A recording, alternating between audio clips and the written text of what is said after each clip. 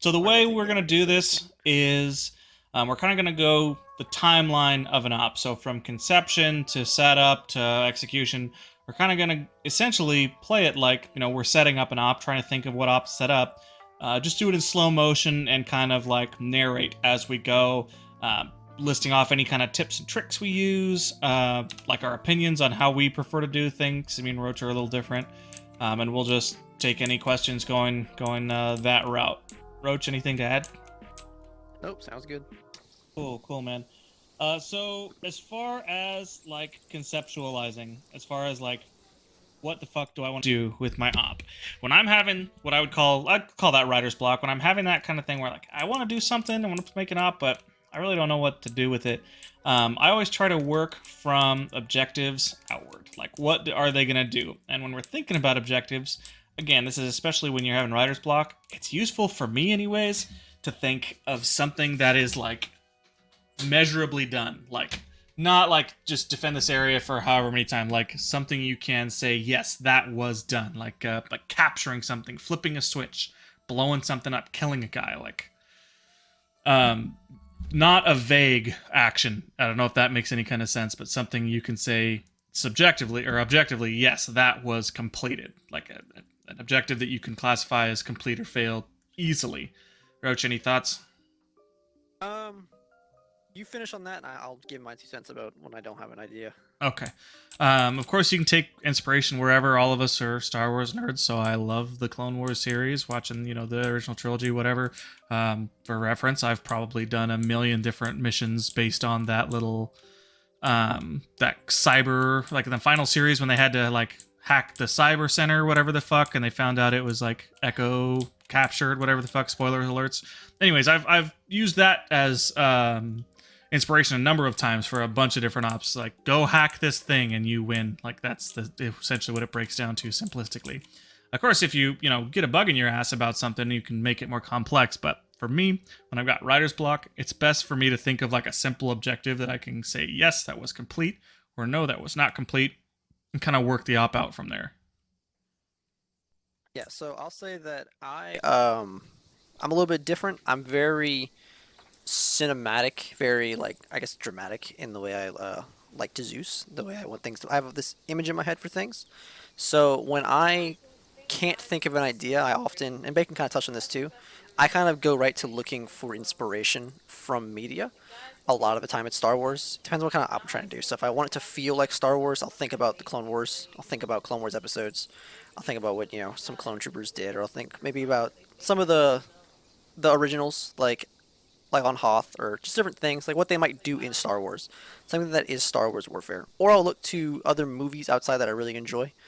I've done ops inspired by Black Hawk Down, by the movie Fury, by Saving Private Ryan. I've done, my own take on those, and it's a lot of those are done a lot. You've seen probably 100 Black Hawk Down ops, right? But for me, it's kind of like, how can I make this unique? How can I make this feel like they're in a movie? How can I make this something that like they'll remember? Something that's different from the rest of them. Something that is fun to play. Um, and so I'll try to think like that, and maybe I'll get an idea from that. Like I might get, oh, you know what? I just watched season 7. I liked that part about Ahsoka, in the Venator. What can I do like that? So I'll think about, okay, let's be a week past Order 66. Let's be those troopers hunting this person down. What do I want? I like the gloomy vibe. Let's do it on Chinaris Winter. Let's set it at like dusk. Let's have it be snowing. Let's have them investigate civilians and then wipe them out so there's no witnesses. And I'll go from there and I kind of build into where I want it to go. User left your channel. Kind of like a little more of a like set path of events I want to happen. I would add on to that as well. Nothing wrong with taking inspiration from media. We all fucking do it. And obviously, we're all big Star Wars fans, so generally players are going to play into that. But something you really should consider when you're taking inspiration like that, always try to put it through the lens of, do I think this is going to make a good op in Arma? Because you always have to consider the limitations of the medium that we're using, the Arma 3 engine. Some things just don't really work that well in Arma. I'm trying to think of an example. It's very true. I often that's like the first thing. It's like, hey, how can would this be a fun op? You know, um, like can I make this a fun op? And there's times when I'm like, you know what, I don't think I can. Like for instance, I like the Citadel, the Prison Break stuff, where they first introduce ARC troopers. Right. That's a good example. I really like that. But I mean, how plausible is it to have your guys sneak onto a cliffside prison, scale a wall or something similar, get inside stealthily, get a guy out, and how long can you do an escape? Like how long is it going to be, a 30-minute op or a 45-minute op? Is there going to be like a lot of contact at all? And so yeah, you have to Always think putting it about, through that lens. yeah, you definitely have to think about if it's plausible because there's been a lot of ops that I go to. Like I went to one that Rays did that it was like 30 minutes because he didn't, I don't think he thought about it. It's a lot of fun. I had fun while I was there, but it was a Camino thing. It's like, oh, we're cadets training. Oh, the CIS is attacking, just like in the Clone Wars. And the map he had built was like maybe 3 of the Tapoka City like circle things and some platforms. We went around, fought the CIS off, and got out. And by the time we cleared everything, it was like 30 minutes in, and he was like, "Oh, I can't actually spawn anything else." So that's it, and there's not much else you can do. That's just like Arma's limitations, Much more stuff on the map, and the frames would have been terrible. And he didn't think ahead at the time of how to put enemies down, and so the op ended like really, really, really short, which is always disappointing when you show up to an op. Yeah, so that's the long story short. Take your inspiration, from wherever you get it. We all get it from all over the place, all kinds of media, books, whatever. But always try to put it through that lens of like, how do I think this is going to work in Arma? Like, how do I think this is going to generate fun gameplay? That's all I think I have for concept. Roach, you have anything you want to add before we move on? Mm-mm. Cool. Good. So the next step. Again, I try to work. This is my first step when I'm building up objectives and then filler. So I'm gonna put together whatever the objective is gonna be. So I'm gonna just look on the map right now. So if you're here, feel free to go into the Zeus interface, and we're gonna go. Let's go to Camp Tempest. It's on the western side of the map. Grid like 020035. To quickly move, you can click your middle mouse button, and your camera will go there as Zeus. And Yeah, so put just you, M and if then you middle didn't know mouse that. on camp. Good, Yeah. good note. Good note. So let's say our objective here at Camp Tempest is to let's say it's to hack a terminal or download something, a computer objective. So I usually work, like I said, from the objective outwards. So I'm in Zeus. I like to use the sci-fi computers, but even the vanilla Arma ones I don't think look too darn bad for like a little field camp. So here, I know what they're called, so I'm just going to go to my search bar and type in terminal. It's going to show me some terminals. There's several we can pick from. I'm just going to use the CIS console. Plop it down. If you hold shift and then left click and hold on the object, you can spin it around. I'm just going to try and orient it here. This is always kind of a pain in the ass with Zeus. Just getting the objects to be oriented correctly. User joined your channel. Got a little terminal down there, but the terminal doesn't do anything yet. It's just there for looks. To make it do something, we're going to go to our modules. Miscellaneous.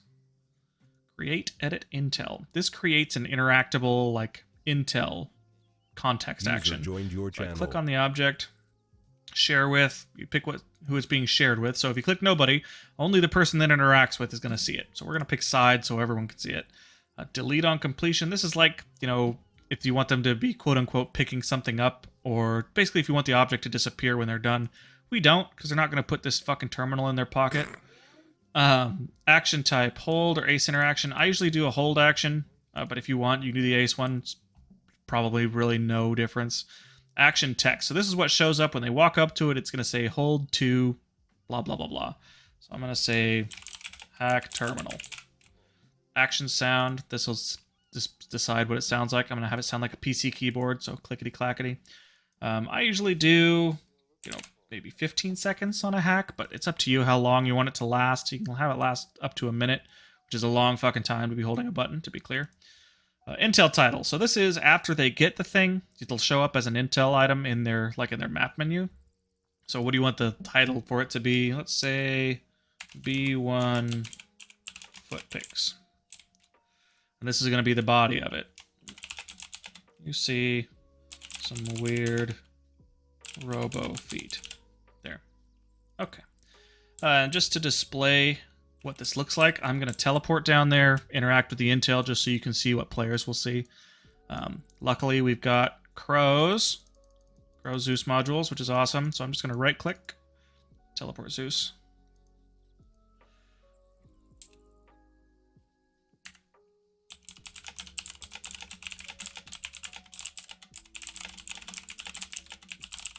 I'm going to tell them to join me. If you don't want to right-click to teleport, you can also click players, teleport players, and it'll give you a list of who to teleport. You can just do it yourself. So I'm going to leave Zeus now, just so we can see what that terminal looks like. Oh, come on, motherfucker. We're just going to go in there. Make sure you're on yelling. Come on, yelling. Yeah, I'm in.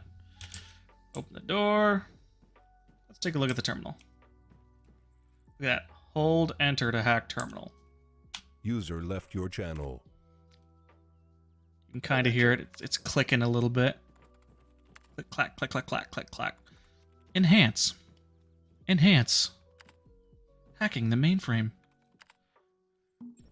Boom. Intel found. Go to map. Intel B1 footpicks. You see some weird robo feet. So that's how it'll show up for players. So you can use that to... really, it's a context action. So you can have that be the objective and say, yep, you downloaded the thing, good game. Or you can have it, maybe when they read the actual intel, it has, map chords to a hidden base or something. There's any number of possibilities. Careful with the map chords, though, because people are pretty bad at reading. Roach, any notes so far? Yeah, so I think it's a good place that you'll notice the thing that Bacon chose was hack a terminal, right? It's important that you give your players a reason to do it.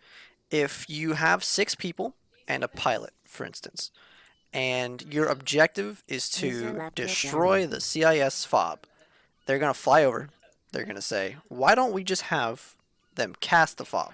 And they're going to cast the shit out of the fob. And that's the objective. And now you have to say, well, I thought they were going to go in and actually play the game for an hour, but they did it in 15 minutes because they wanted to wipe it out. Because why wouldn't they, realistically?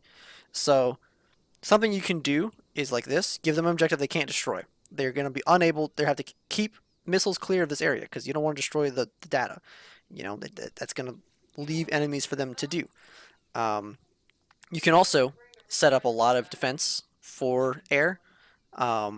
It's a double-edged sword because beards and whatnot will snipe your guys from 4 clicks away off a hilltop.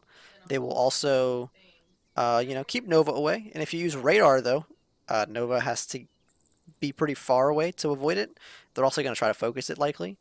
It's going to be a longer walk, so there's pluses and negatives. You got to think about that kind of stuff when you set up an objective, like because it all plays into their enjoyment of how things are. I always try to do something where they can't just kill everything. I like to do things like hack terminals, things like capture a prisoner or an HVT, secure this, secure that. Another good thing, I really like to set up ops in parts. I rarely have one objective. Like Bacon said, you can set it up that they collect something and it gives them the coordinates to something else. I like to do that because it allows you to have more length in that op in case things don't go right. Because sometimes what happens, it takes them an hour and a half to do the first part, and it was a blast. And you say, hey guys, do you want to continue? There's more, but it's good if we stop here. It took you guys a while to do that. We can save it for another time. And then you've got that option in your pocket of whatever. If you set up just one thing and they do it real quickly and you weren't anticipating that, you can set up on the fly and you can try to do something else. It might not make sense though. If your objective was to destroy a fob, you can come back to them and be like, oh no, there's another fob. Or CIS just jumped in, or, depends on what the story is. So, yeah, that's all I got for that. No, that's good. You made a couple of good notes. Touching on, balancing assets, just like you said. Always, so they don't always do this. Players won't always do this, but designing things, you should assume players are going to put in the least amount of effort possible to complete objectives. So like you said, if it's just destroy something and you give them a fucking gunship, they're going to say, gunship, go nuke that, please. You should assume that's what they'll do. They don't always do it, but that's what we should assume as designers, as you know, Zeus is that they are going to take the path of least resistance. Sometimes they won't. Sometimes they'll, I don't know, walk 3.5 kilometers with a gunship just tailing behind them instead of flying somewhere. But you know, that's the risk we take. As far as air assets specifically, speaking as a pilot, some things to consider.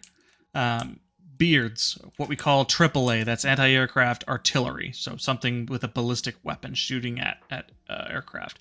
Generally speaking, a range on those is going to be 3 to 4 kilometers. So think of it as being able to defend about 3 to 4 kilometers around. Additionally, Roach is right. Those ballistic, they're guns. So if they see infantry, they generally have pretty good optics because they're meant to see about 3 or 4 kilometers away.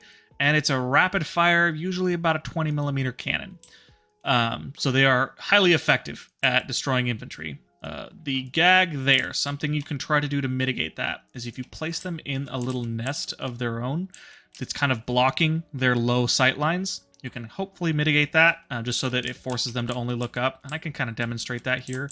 I've plopped a flat gun at that objective we just did, the Camp Tempest. This is the CIS flat gun. This is just an example, but I'm going to use this draw build tool for Crows, Zeus modules, draw build. I'm just going to put a little wall around him. That's the tallest wall, probably this one. We're just going to do this. So does this look great? No, it does not. But it means that at least close up, this guy really can't point down. Here in the valley, it's not going to have much of an effect. But if you plopped him up on that mountain or something, he can't shoot down into it. He has to be forced to shoot up. So this is just an example, essentially. And if you used like a GAT AA, it will be quite effective. Let me pull one of those up. Where'd it go? GAT AA.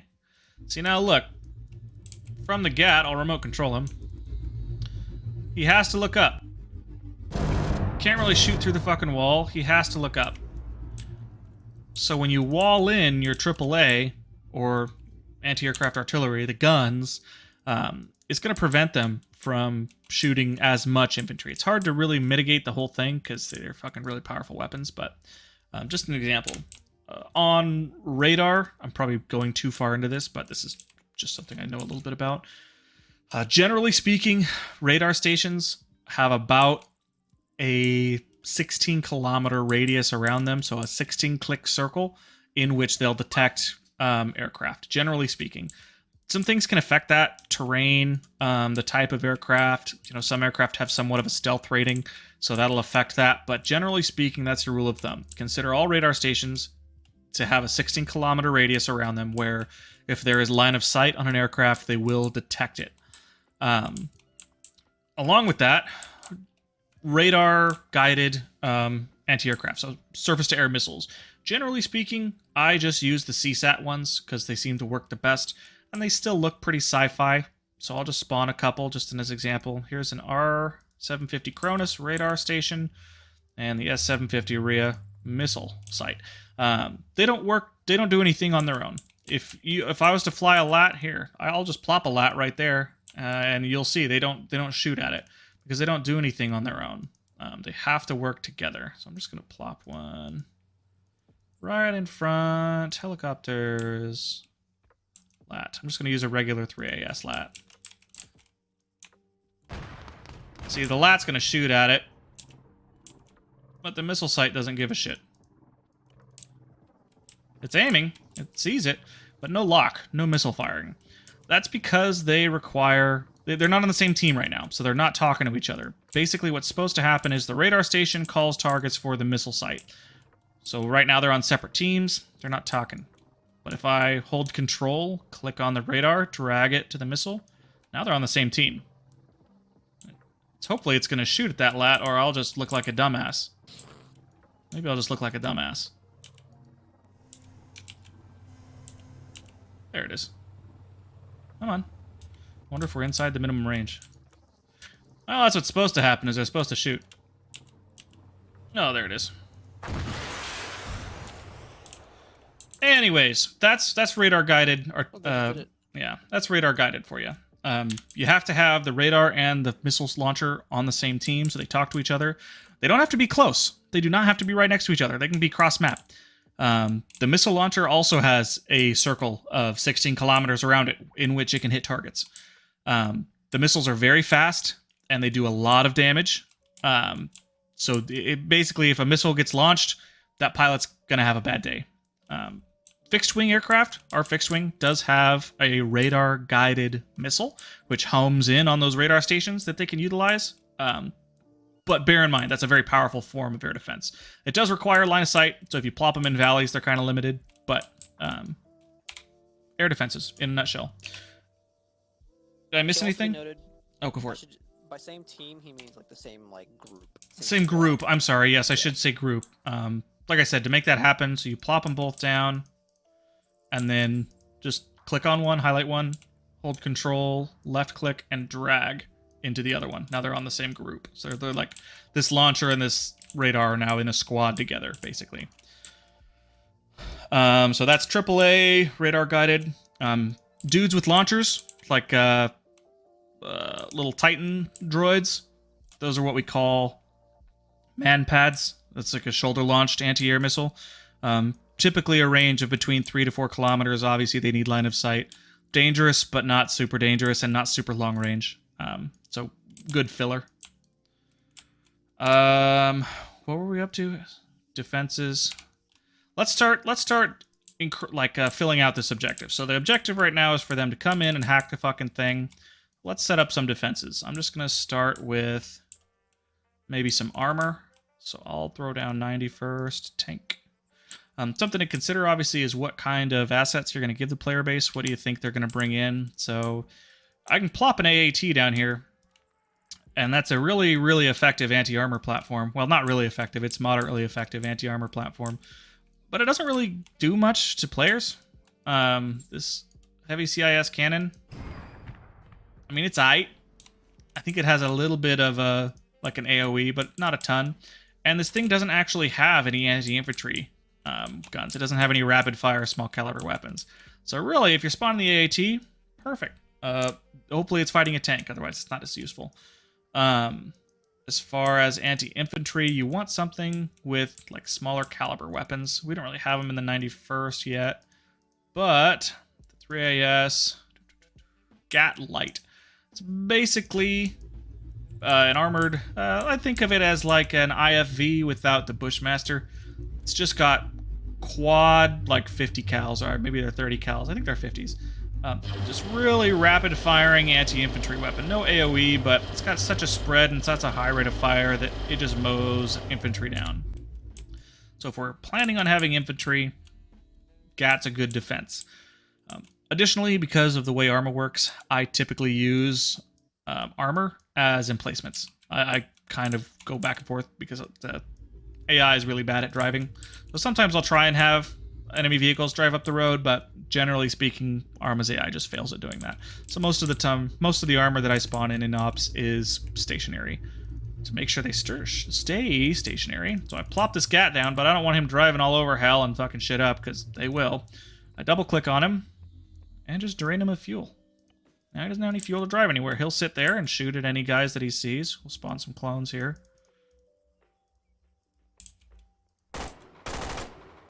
And he'll just clap their fucking cheeks. Roach, anything so far on emplacements and armor? No, yeah, I agree. That's what I like. I like the Gat more. It's better at driving. The AAT, I think I like the AAT because it feels more Star Wars to me, but it doesn't kill people. It's more of like a scare. It scares cinematic players. Yeah, I like to send them. But yeah, I'll get into that more later. Something to consider as well if you're having trouble with an emplacement not firing at people. Let's say I'm going to spawn an AAT because I didn't realize there really wouldn't be any Like, I thought it was going to be vehicles, like friendly vehicles, but there really wasn't. So this AAT is just here, just chilling. And I'm going to make him not give a fuck right now. And let's say we've got a rifle squad. I'm going to delete that launcher. So the AAT doesn't give a shit, really, about these guys, because it's not, they're not armor. But what we can do is go to AI. Suppressive fire. What the... Oh. Suppressive fire. Duration, you can set for how long you want this to happen. I'll just say 20 seconds. Stance doesn't matter because it's a vehicle. Entire group, be careful with this because it'll make everyone shoot. It can really fuck up frames. And we're just going to have it shoot over there. And he'll just shoot. He's just going to go ahead and shoot. It looks like it actually does have quite a bit of AoE. I wonder if that's new. But that's something I do pretty often with emplacements, with tanks, even with groups of infantry, just because sometimes Arma's AI doesn't quite do what I want them to do. You know, they're staring down a squad of players and just fucking not shooting, just finger in their butt, watching them approach. So that suppressive fire really can create pressure, especially with a rapid fire weapon. Like, let's spawn that GAT this time. User left your channel. GAT. Gat. Damn. We're going to use that suppressive fire, and it's really pretty impressive. I scanned something. Watch this. Quite a bit of fire. Quite a bit of fire. So, you know, people are coming up the valley, just laying it in. So some things to consider on vehicles. So, we're just going to plop that guy down. So that's some anti-infantry. Here's a regular GAT for anti-armor. And we'll put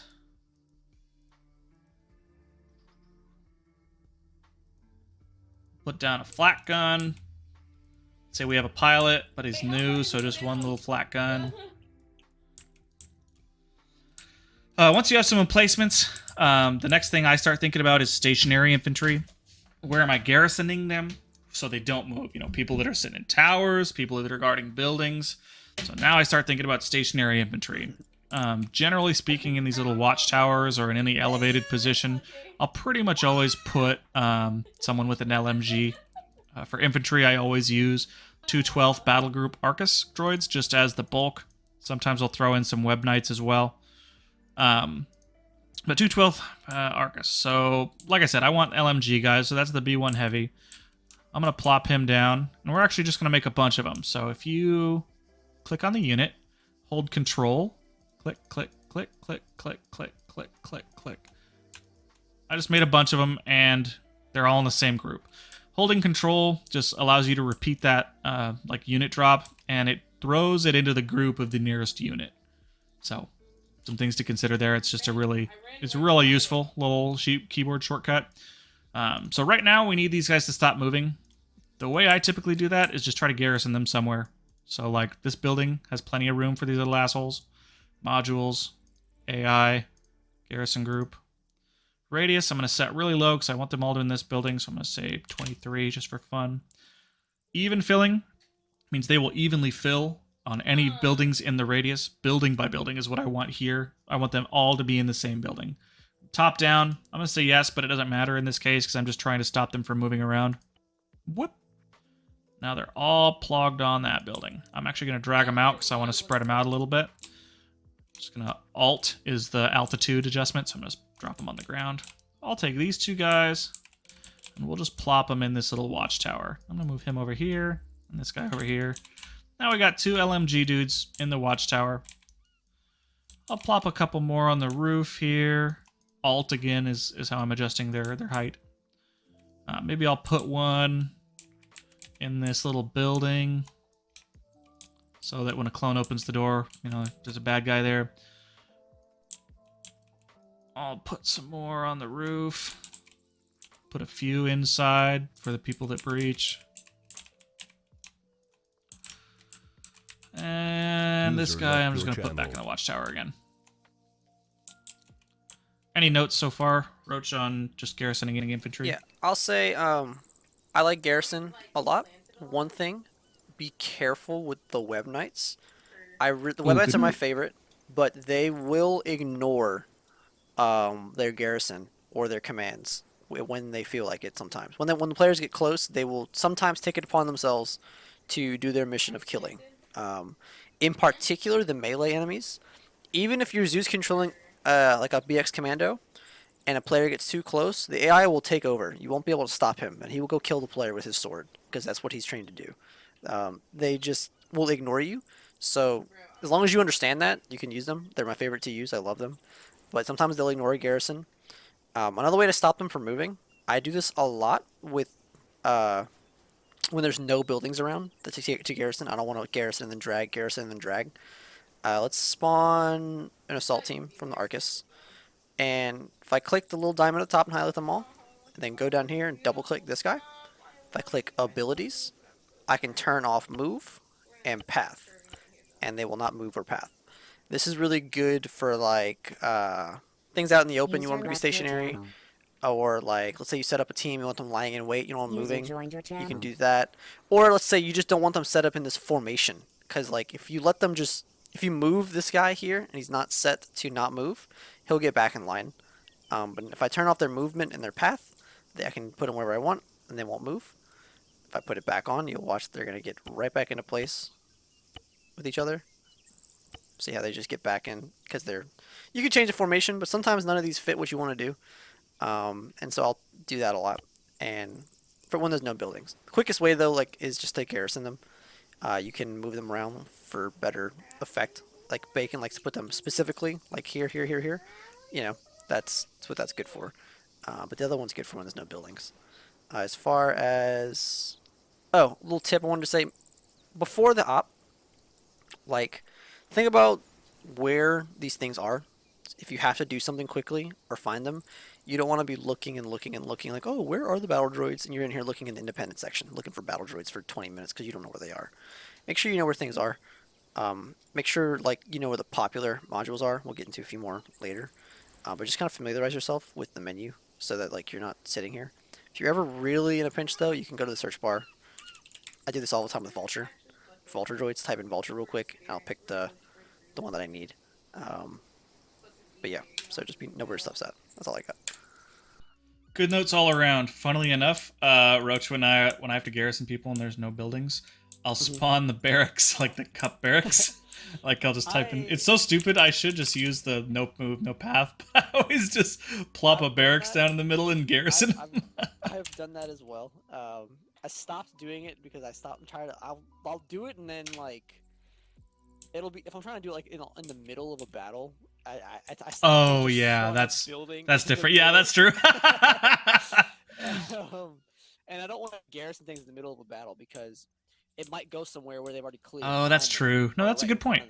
And so I'll do that so they don't move. Because once they get into something, you can't. There's no more. Don't press that garrison button because you're gonna teleport some droids into somebody's face and they're gonna be upset that they. That's a good point. That happened. So yeah, be careful with that too. So good notes all around. Some notes on infantry use. Web Knights. Yep.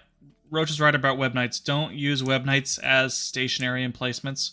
They're awesome. They sound good. They feel good. They're really cool units to use, but don't use them as stationary just because they don't give a shit about your stationary. Yeah, even when I turn off the movement and the path on them, it doesn't. Yeah, they will keep on keeping on, man. Yeah, they don't give a fuck. I did an op. I did the. I don't know if anybody came here that I did that Santa Claus op where Santa Claus was an evil Sith Lord, and Santa Claus was 7 clicks away. He's a Web Knight's AI. When the fighting started, Santa Claus started running, and he ran all the way. I caught him about 100 meters away from the players on the first objective. He was ready to choke them all out. I had to delete him because he would not listen. I couldn't turn him away with my control. I wasn't gonna, and so eventually I had to respawn him, change his team to independent, set independent to friendly, and then when they got close, I set him back to aggressive. But that's funny. That's clever. So you gotta be careful with that as well. Yeah, Web Knights will cross map to fuck shit up. I'll say one more thing with the setup, as well as stationary. I'll often do stuff like this. So I'll get these guys going. I like the sections. I'll put a defense section or something. I'll put them like this. So I'll put 3 maybe when the players are not close by. This is for me to maneuver them when they start to get close, if they're doing something. I might set them on patrol to go around. If I set patrol, I'll typically set patrols a little farther out, a couple 100 meters, or a click or something, and I'll set them up. I also like to set up sniper teams in places where I think it makes sense. Because like, I think it makes sense to have some kind of recon team out there looking for threats. I like to do that. These guys are typically on standby. Let's say the players are coming over from this hill to the south. I can grab this guy, boom, right click. They're gonna head on over to those guys because they hear gunshots or something, because like someone's popping off. I don't have to worry about them spawning out of the middle of nowhere. They're already here for me to do. And I can just send them off. As well as if I have patrols that might find them, or the sniper teams or whatever. Snipers are my favorite. I'll set them up somewhere where it makes sense. And then 9 times out of 10, the players miss them, and they will kill somebody because they were not paying attention to what they're doing. Also important, I always try to guess where they're going to come from. Why? Because, I mean, it's going to make it more fun. If I know what's going to happen, I can plan for it. You don't have to do it to, like, make them fail or to kill them, but you should try to guess where they're going to come from. And from that, I like to, you know, maybe I'll adjust things a little bit. Like, if it's not a stealth op, I'll adjust the contact, you know, so that, like, they're not walking up on, like, they don't get all the way to, like, 100 meters out and nothing has happened. And all of a sudden, everything falls on them at once, you know. So I'll kind of try to think of where to come from, set up defenses. A little heavier to save on frames that side, because you have to consider frames. You can't set up 2,000 battle droids in here if it's a droid factory, and then expect them to have a fun time. So I try to think about where they're coming from and more heavily do on that side, just so that it seems like there's more. So that it seems like there's, you know, this is a heavy base. That way I don't have to actually set up this massive defense that is honestly too much for how many people have come. But you can give them that impression that it's heavier because, like, you've focused them where you think they're going to come from. I think good notes all around. I have my own opinions on a couple of things. I'll just dive in. Starting with patrols. I like the idea of patrols as well. I often plop them down myself. That being said, I rarely use the sections for patrols. Something in my experience, Arma AI gets dumber and dumber and dumber and dumber every unit that's in the group. So the more units in the group, the worse they're going to be at pretty much everything. So I generally have smaller patrols. Like I'll use the teams for patrols. But I do the same thing, plop them out around just so, you know, if they make a mistake and, you know, let's say they fire off a round just to be a dumbass, perfect, patrol's going to go check it out. Something else I do, generally speaking, when I need the droids to maneuver, is I degroup them. Like I said, that Arma AI is really, really dumb when it's in a group, and the bigger the group, the dumber it gets. Degrouping them will force them to follow orders and enable them to charge a little bit more. So like here, I'll just move I'll make a patrol team here and I'll move them. Let's watch them walk in a circle as a group. So that ain't too bad. But they're also not under fire. When they're under fire, they are forced to bound. Forced to do it. So one guy will move, everyone covers. One guy moves, everyone covers. One guy moves, everyone covers. And even this, you can see they're not doing a fantastic job. Now let's degroup them. Boom, boom, boom, boom. Now they're all fucking full charge. And this is great for effect as well. So, you know, you got a droid factory pumping out groups of assholes. Well, it's, you know, unfortunate and frustrating when they just bound up, you know, one at a time, get picked off by your players, easy peasy. But when fucking 10 droids come charging around the corner, all at a full sprint, like that's game time. So degrouping, something to consider when you want the fucking units to move. So to do that, you highlight them all, hold control, left click on any of them and hold, drag away from all of them, and just release. Now they're all degrouped. I was gonna save that for later, but that's something Bacon showed me early on, and I use it all the time in combat. The AI don't listen if they're grouped up in combat. They will just prone there and lay, and they might move one, like you said, one at a time. You degroup them, it's so much easier to get them to advance on players. Absolutely. It's an careful. I've heard that it can mess with frames because now you've got more brains basically thinking on the server. Like the AI is now thinking more because they're not thinking as a unit, they're thinking as 5 entities, individuals, and that's probably true in my experience. Other stuff is going to weigh on frames first, and worry about it too much. Just There's an extreme level there. If you degroup 80 droids, yeah, it's probably going to have an impact. But if you just do it, you know, like a section of these guys is what, less than 20? 1, 2, 3, 4, 5, 6, 7, 8. So like 15, like that's no biggie, I would say. I've never had it cause an issue, really. So just be smart with it. Roach mentioned sniper teams. I also love to do sniper teams. I've got a handy-dandy little trick, something I do, I've done several times, is you find a tree that's sufficiently tall. There aren't very many good trees here on Stratus, but we're just going to use this one. And here's a little trick that I do. We're gonna find a basalt. I think it's a curb, maybe basalt platform. I'm gonna plop 2 basalt platforms right next to each other. Let's make a little plank there, and I am gonna put it in the tree. Okay. Now this little platform is sitting in the tree. Kind of connect it so it doesn't look total shit. So now that platform is sitting in the tree, and I'm going to spawn myself a little sniper. I like the Legion assassins. I think the sniper rifle looks cool, and their BX models are awesome.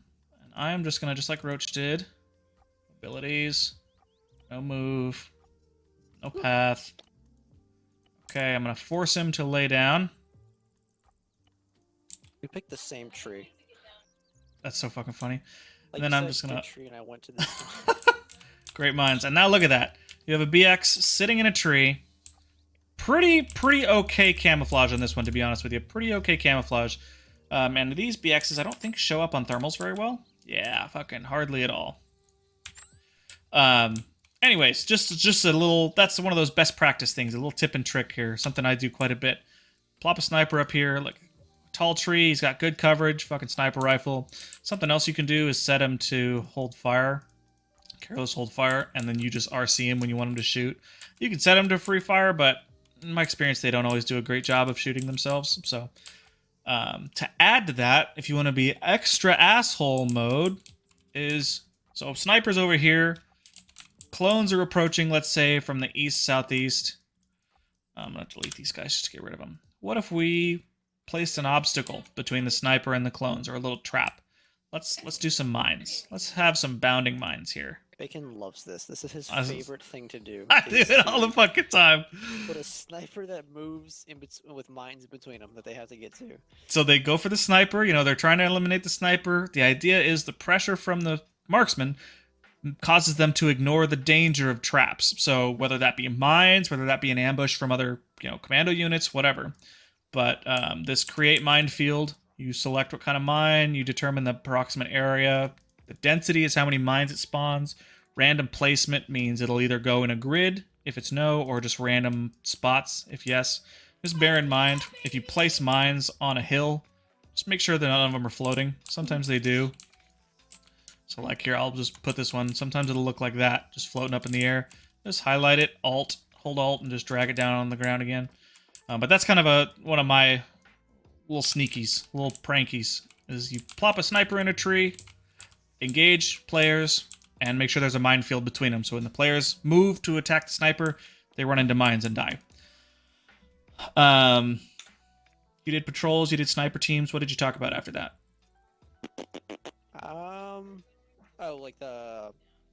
Try to guess what direction. Oh, yes. So the idea behind that, I think, is saving on frames while still giving good gameplay. My take on that is I garrison less on infantry, but I'll generally put a spawner of some kind down. So, like, this might be the whole garrison for this base, but what if there's a fucking droid spawner in here? A droid dispenser. Or, like, an MTT. So, you know, there's only the patrols and the garrison. They engage those. Basically, once shit starts popping off... I'm gonna turn this fucking thing off. Shut up, fatty.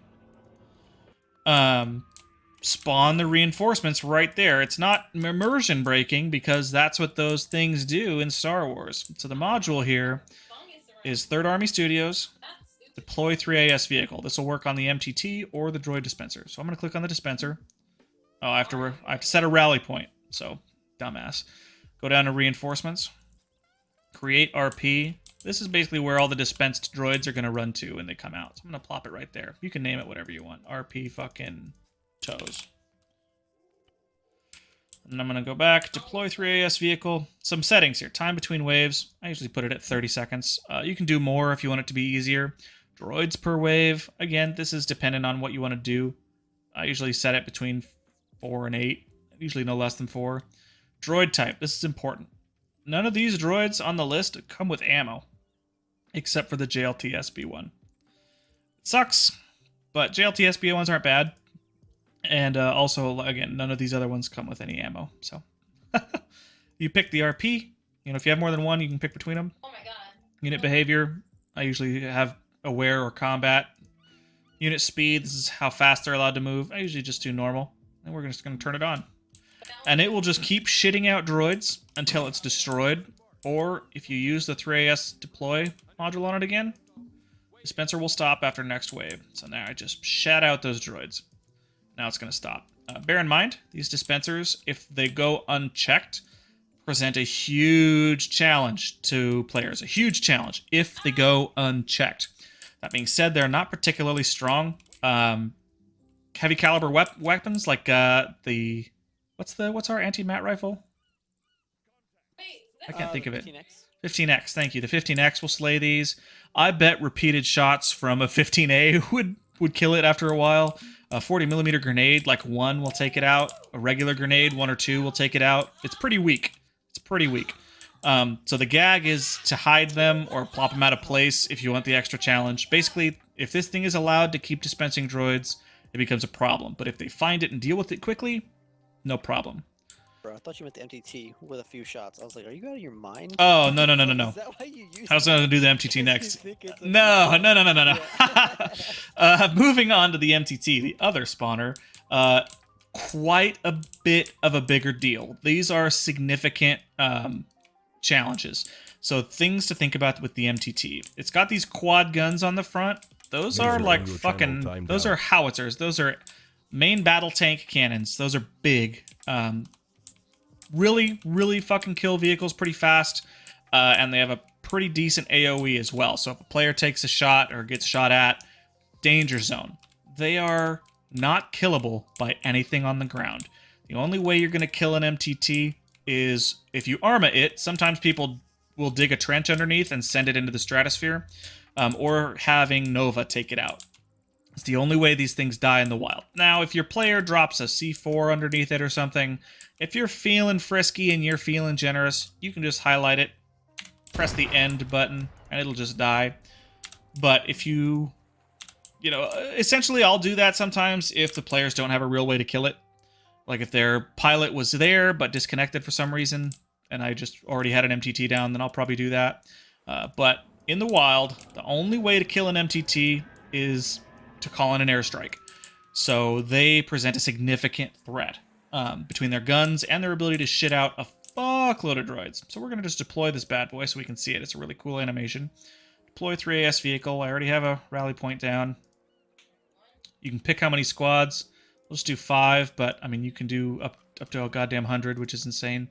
Same settings as the dispenser. How long do you want it to take between waves? But it can shit them out faster. Droids per wave. We'll do 12 droids per wave, 8 seconds between. So that's pretty fast. Same RP. Cautious. Whatever. And it's just gonna fucking yeet them out.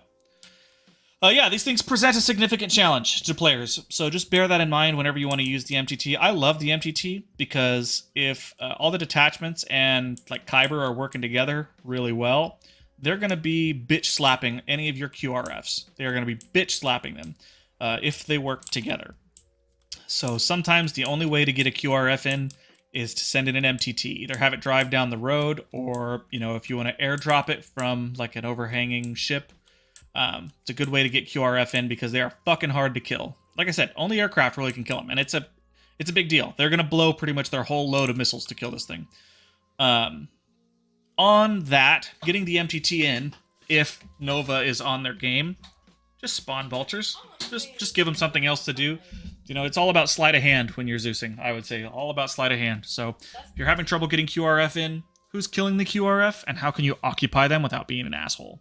Mm-hmm. And then MTT is a good way to do that because it takes Nova has to focus it. Like I said, they're going to pretty much blow their whole armament load killing this thing. So if they're getting strafed by vultures or dogfighting, they're probably not going to want to deal with it yet. And so it'll let it pump out some troops, and the infantry will have some droids to shoot. We're just going to close it here. Like I said, you can use the module again on it to close it back up. You airdrop it and cut the chute. Would it survive falling? Let's test it. I bet it would, because it's pretty much goddamn destructible. Let's just drop it. A chute will automatically spawn, and we're just going to delete it.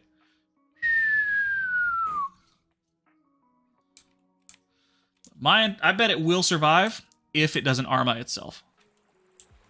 Yeah. Let's check the health. Health is 100. Didn't even hurt it. Didn't even hurt it. 3 droids though. Yeah, it smoked 3 of its own. I mean, you can see how many droids like that spawned. That spawned a lot, and that was not open very long. So as far as infantry, like garrisoning infantry, how much should I put down? I usually take it a little light on the garrisoned infantry, and I have a spawner of some kind in there. So it just saves on frames because I don't have to have so much set up at once. And with the dispensers and the MTTs, you can kind of control the flow of enemy infantry depending on how the players are doing, how many of them there are, yada yada. You get a little bit more control over the flow rather than just sending all your patrols at them. Any notes, Roach, on the dispenser or the MTT? I'll get into the dispenser a little bit more next section, I think. Okay. So we've kind of gone over garrisoning, QRF a little bit, emplacements. What do you want to do next? Do you want to do like the players assaulting? Or Yeah. starting? Okay. Oh, we didn't cover AI or anything. Probably should have started with that. Something to consider. AI settings on Arma are not good. As you increase the difficulty of default Arma AI, the AI doesn't become smarter, it cheats more. Cheats more and more and more. So when you set the AI high and you think it's hard, well, it's not hard because the AI is smart, it's hard because they can auto-click your head. So something I do, we should do at the beginning of every op, like when you first set up, is go to the AI section, global AI skill. User disconnected from your channel. You still there, Roach? Yeah. Cool. I don't know who that was. Global AI skill enabled, and then I set most of these between 10 and 20%. If you want them to be really accurate, you can get into like 25, but once you start getting into 30 or 40, you're making some fucking auto-aim motherfuckers. I don't do seek cover, and I don't do suppression, because it just means the droids won't follow my orders. So somewhere around here is where I usually do commanding and courage. I usually pop up just so that they, again, follow my orders. But everything else I leave low. You can kind of fine-tune these as you like, but again, bear in mind, at about 25%, they're going to become really fucking accurate. Anything more than that, it's just going to get dumber and dumber and dumber. They just click on heads automatically. They'll spin around 360 no-scope you. So a note on Arma AI.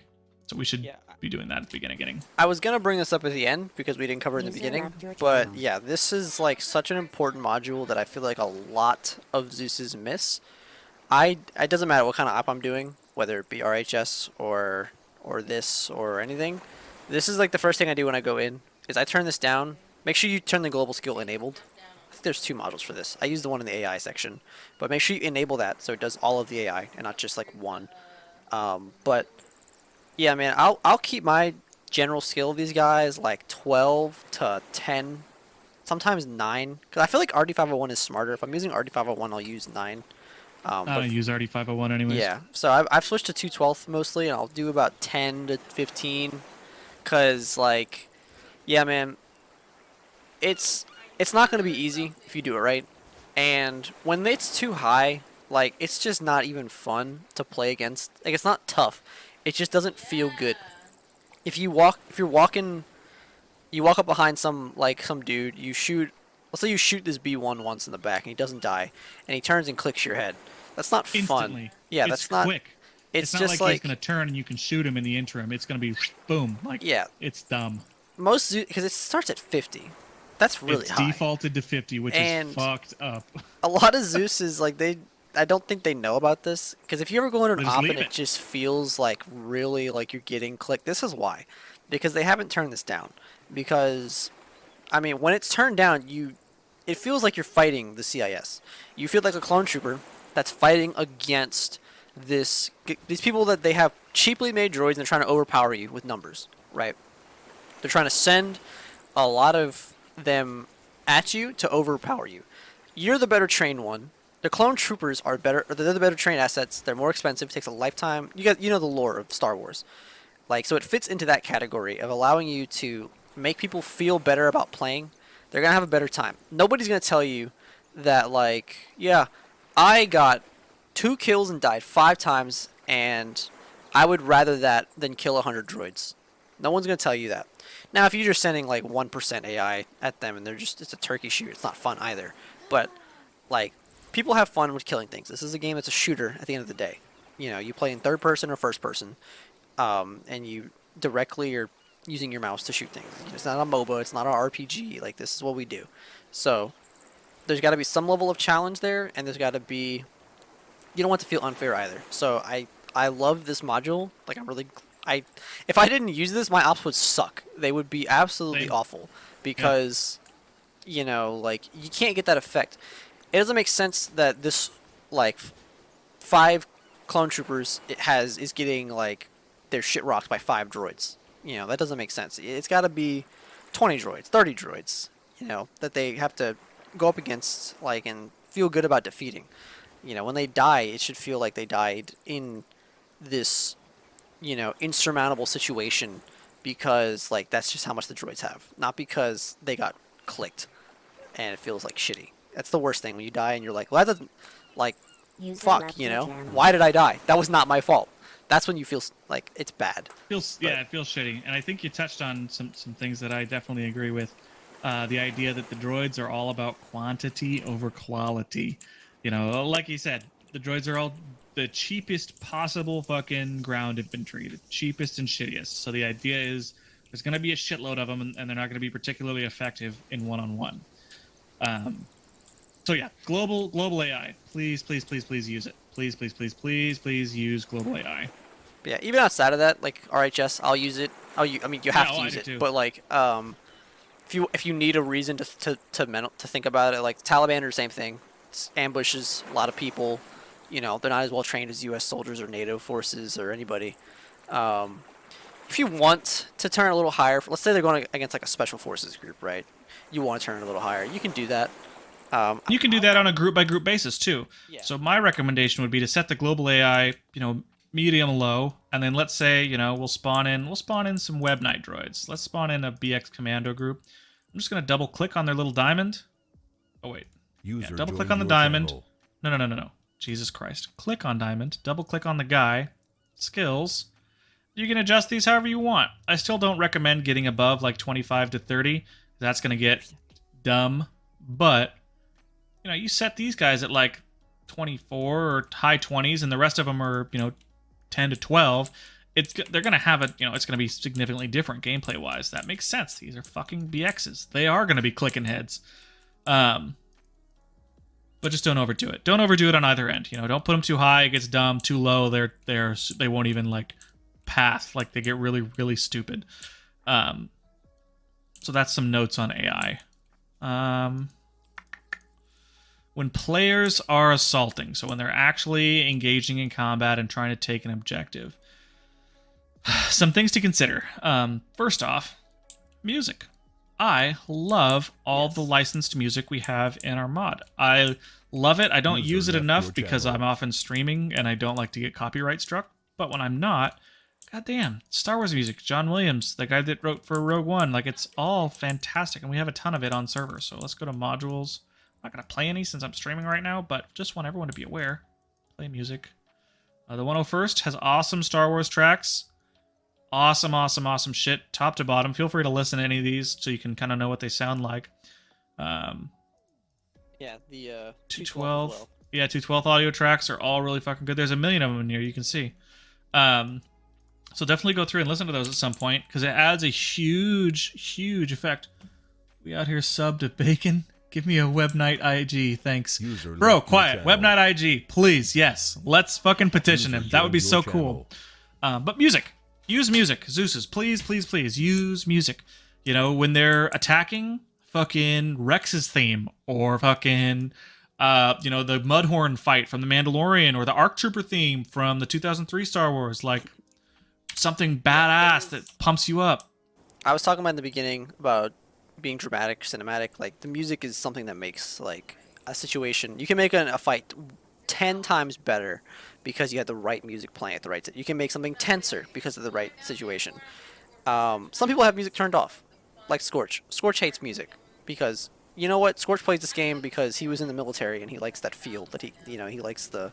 It's different for He him. likes to be more immersed. Yeah, in for the, me, like, yeah. and for some people, I play this and I want to feel like I'm in a movie. That's why I play Star Wars. That's why I play the Absolutely like, agreed. and so I like the music in the background. I like to hear it. If people don't like it, they can turn it off. You warn people beforehand because of copyright. You know, me personally, I'll take my muted stream as long as it's good in the middle of it.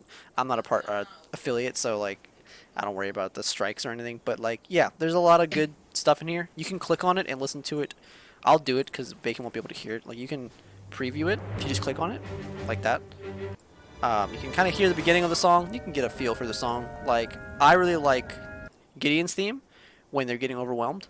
See how it says impending? It's nice to have that too. This is like yeah, it gets dark. It's like, oh, scary shit. Oh, shit's exactly going down. Like, so this is like a good one. When people have died, I always do the clone sacrifice. When they've like at a mask has or something. It's when 99 gets killed. That's the theme. Oh man, every time it comes on, I'm like 99. Yeah, like I can't help it, dude. some somber ones. Padme's Ruminations I like a lot. Anakin's Betrayal from Ominous, from the regular. Shattered, Burying the Dead or whatever. Yeah, Burying the Dead is the one from the end of the Clone Wars. It's very like that's kind of like an end of the mission one. Like maybe a lot of them died or something. They're on the way back. Yeah, you can but play you want that. to be sad, and Yeah. it hits hard. Quiet says base game Arma music. Yeah, Quiet. Base game Arma music is actually really, really fucking good. I also really enjoy it. So you can use only Star Wars if you want, or if you want to. There is other cool shit too. A lot of the Halo tracks are in here. The base game Arma music is fucking solid. Arma 2 music is fucking solid. So please, Zeus's experiment with the music. It, like Roach said, it can turn a pretty cool firefight into one where it's like fucking awesome, like 1 in a million. You feel like a badass. You've really, it brings out the emotion of it, of whatever you're doing. So Zeus's, please take note. Use more music. Of course, warn streamers. I always put hey, there's going to be copyright music in this, so let them know ahead of time so they don't get copyright striked. But use the music because it's awesome. It's underused and it's really, really cool. Anything else on music, Roach? Nah, man. I was just gonna say it's like I guess before we go into that, we'll go into atmosphere. If you look at the op we have right now, music's one part. It's very important. Like when they're walking, it can, maybe a boring walk isn't as bad because there's some music playing. But we've been over the music. Something very important. Look at the op we have right now. This is on a vanilla map and at the vanilla day settings, right? This is pretty standard. You probably played this op 100 times. It doesn't feel any different than another op does. Now, if you go here to environment, and you go to the top change weather module. Well, first skip time or time acceleration. That's the first one I do. I usually pick a time that I like. And it doesn't change unless the op dictates that it changes, like there's a time limit or something. So I'll pick a time that I really like. So let me do. I won't worry about it. So skip time. I'll go to I like about 6:15, 6:30 a lot. Maybe a little bit later, but. I'll go to change weather here. Me personally, one of my favorite things, let's say, is do overcast. We'll do no rain for now. We'll turn the wind up a little bit. Maybe, yeah, we'll leave it like that. All of a sudden, look, this atmosphere is much different than the one we had before. Ominous. Like, yeah, you've completely changed the feel of the op. You completely changed how it goes. You got this rain, you got this pitter patter in the background. It's dark. And they're looking at a sniper target. It changes how they feel. It's like, oh man, we're being quiet. It's like, it's ominous, like he said. It's about to pop off. You can feel the tension almost. You got a bright sunny day out there. It's like every other day in Arma. A lot of Zeus, they just leave it. Just a bright fucking day. You're just walking up into whatever. Or it's a bright night or whatever. If you change let's see, the time again. to like we'll do like 1150. You know, this night op with the lightning and with all of that is a lot different from a clear night op. There's a much different feel to this thing, and it seems small, but it makes a big difference in how your players like feel during the op. A light fog sometimes, 4% to 5%, adds like a little bit of a mist. You know, it didn't do it. It's not heavy enough there, but it can add a little bit of a mist, like almost like a storm. And so like it can really affect a lot. Ambiance is very important to me and to Zeuses that like pay attention to things. A lot of new Zeuses, they just leave it alone. They don't worry about the ambiance, and it definitely has a toll, like on the op a little bit, I think. But yeah, you have anything else, Bacon? Just while we're on weather, I'm going to change it back to daytime. There is a really, really neat set of weather effects that you can't get through the Zeus module. Let me just clear us up here. Overcast, no rain, blah, blah, blah. You have to be logged into admin. So if you're new and don't know how to do that, you spawn in, press M, go to players, click your name, click vote admin. Obviously, if there's a million people on the server, this isn't going to work. So do this off the bat because you want to be the only vote. Once you're admin, Shift F2 will bring you a snowstorm menu. Shift F3, dust storm. Shift F4, monsoon. They work pretty similar to each other. Fog, wind effects. If there's snow, there's snow. Look at all these different, effect on objects. No snow indoors. Breath vapor. So like when it's cold, you breathe, your breath makes vapor. All these things are really cool. Something to consider. These will have an impact on performance. All of these will. So I advise super moderation and definitely tweak the settings to make it a little less intense. But it can have a really cool effect. I'll just spawn a dust storm real quick. Wait, when did I become not admin? Did someone take admin from me? No. Someone took admin from me. I just voted you admin. Damn it. Alright, everyone vote me admin. Again, don't worry. Vote admin. Okay. Logged in as admin. It says I'm not admin. Okay, well, guess we don't get to see that today. It says I'm not admin. What the flippin' flap? Okay, well, it's really cool. You'll just have to take my fucking word for it and use it with moderation. Bear in mind as well, it spawns client-side, so you won't really see the effect on everyone else. You'll see the effect on yourself, and you'll just have to assume, oh, this is what it looks like for everybody. I think that's enough on weather. People are assaulting. People are dying. Reinserts. Let's talk reinserts here. This is something you really need to consider when you're designing the op. How are reinserts going to happen? My personal opinion, I abhor teleport poles. I hate them. I hate teleport poles. If there is any possibility that a player can drive another player into the op, that's what I want to happen, either by lat or by truck or by bantha.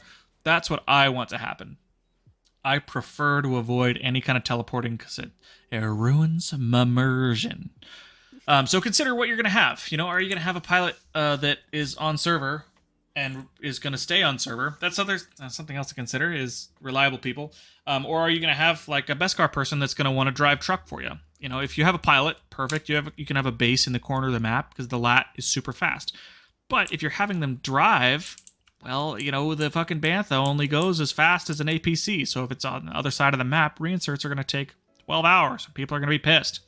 So consider how you're going to do reinserts ahead of time. A couple of tricks. Like I said, if you have a pilot, that's easy mode. Just let the pilot pull people in.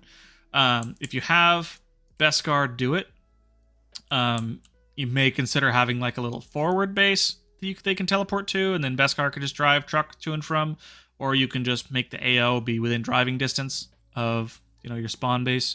But just some things to consider. If I have no other way to transport players in, I will teleport them. My go-to method is to tell people, hey, type ready in side chat when you want to reinsert. Then I'll just plop them a little bit behind the front lines. So let's say, they're assaulting this base and there's players. I'm just going to put some clones down just to indicate. So there's players right here. This is where the team is. Some dudes die. They say, hey, I want to reinsert. I'm ready. So I go probably on the back side of this mountain. Yeah. Players, teleport players, and then teleport whoever the fuck. User disconnected from your Um, channel. That's just generally what I would do. Again, I absolutely hate teleporters, so if there is any other option, I will use it. Roach, I've got about a minute until ads start. Do you have anything on reinserts? Yeah, I'll say for the poll, obviously, you know, the assets is going to change. For the teleport poll, I like the poll like instead of actually manually doing it with the module. User joined your channel. The way that I do it, so what is User this? left Zen? your channel. With Zen, it's a little finicky. At the base, I'll spawn. So let's see, we go to players, create teleporter, boom. You're the Spartan. That's the poll, right? Now, this one can stay because it's at base. For the other one, I'm going to go to my props, type in flag pole, grab this flagpole, and then toss the module on top of it. The reason being, so this one I can move freely. This one is finicky. You can see it on my screen. I'm trying to move it. It does not want to move. So create teleporter, toss it on that pole, kaplam. Second, now I have a reinsert pole that I can move wherever I want it, whenever I want it. Doesn't have to be pole. You can make this fucking a bird or whatever. I don't know if you actually can. You can make whatever object you want. But yeah, I like the. And my ad just started. Sorry. I'll wait till he's done. So, so it'll start and it's like a minute and a half. So we can finish on reinserts a little bit. That's a good note. I'm glad you added that in there. Because those can be a pain in the ass. What else do we want to hit? Let's see. Reactive Zeusing in combat. Oh, okay, like QRF and shit. Yeah. We got minute 20. Imagine getting ads. Yeah, quiet. Not everyone is as loyal a fan as you are. So, in this one particular case, I will pause content for the non-subs, but normally I just say fuck them. Oh my god. I remember one time I was watching Twitch, this guy was playing Madden. This guy was like, dude, you suck. And he was like, yeah, suck these ads, bitch. Suck these ads, bitch. That's so fucking funny, dude. Oh my god, the disrespect. One of my channel rewards for like the channel points is ad time. I need 3 viewers. I cannot maintain the 3 viewers because I play Arma, and Arma has like 900 viewers. Tops, all day. and Liru has like fucking 500 of them, Yeah, and Womble has the other. 2 guys. Look, I used to get 5 viewers on my D&D streams. Don't know why they stopped. I now only get like 1 or 2 people tune in and out. I might start streaming Warhammer Tabletop here in the next couple months. Yeah, I'm gonna have to start streaming some other games because nobody wants to watch me play Arma. And that's my fiance's thing when you follow. Thanks, Jericho. I always forget that she changed it while I was sleeping one day. I don't know how to change it back. But I like it. If you're All right, wondering- ads are over. she goes, arigato gozaimasu, like in this girly voice. Anyway, so yeah, back to what I was saying about the poll. This thing, definitely want to spawn that flagpole in, and if you're using Zen, maybe you'll see this and you're not affiliated with us and you don't use Zen, just use the little pole. But anyway, very important. I'll mark this as reinsert, and then I can move it. I'll typically say, hey, mark your LZ to the people, or to the squad lead for reinserts. I'll then just put the pole on the LZ. I'm not going to let them put an LZ in the building next to them because you wouldn't land a lat there. So they need to put the LZ somewhere realistic where a lat could land, and I will let them reinsert there. A little tip, if you lose the pole, sometimes you forget and they're like 4 clicks away and you're over here. If you lose the pole, go to the map. It's going to be this yellow object here. It's like, you can see the shape is different from like this yellow object here and this one. So I'll just be, let's say the LZ is right here on this little triangle. I can just move it in the map, right there, exactly where I want it. It's very, I don't have to check the map, see exactly where the LZ is. Oh, look, LZ Connor. It's look marked. Boom. Just put it there. And now the pole is over here. So just a little tip on that. But that's what I got on the poles. Yep, TLDR. Plop the object down and then use the create teleporter module on top of that. Don't just use create teleporter module or it'll be tough to move around. That's the TLDR. Impossible to move around. Impossible. So your guys are in combat. They're smoking through these guys. They're just really doing their job. They are wrecking this base, so they're starting to take it over. So your boys are in here, and they're working through their content. Some things you want to consider. What's the situation? Is this just some separatist scouts that probably don't have any backup, or is this a CIS planet and the Sappies aren't just gonna let them start shooting shit? Get away with it. Some ways to do QRF. There is a built-in module in Zen, so we already set. So we'll set an RP again. RP Bravo. That's where the units are going to go to. LZ is where they're going to get dropped off. I'll just drop an LZ on the beach here, LZ Alpha. And this reinforcements module, we're going to spawn reinforcements. I'm going to spawn them at the airfield, just for funsies. We're going to do Op4. I'm going to use the RD-501 helicopter, HMP. We're just going to drop some commandos. They really pissed off the separatists, so they're sending in the fucking commandos. LZ, you can choose what the HMP is going to do. Stay at LZ or RTB. If it's a helicopter, I always just RTB. You can paradrop them, but it's extremely inaccurate. Your paratroopers will be spread over a square kilometer, so just bear that in mind. Height, I usually set it pretty low.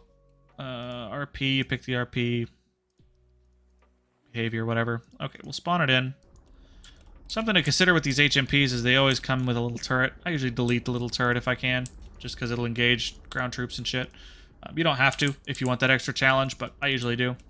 So he's just going to fly his happy ass over to the LZ as best as he can and drop troops off. You can do this with more... Oh, sorry, did you have something?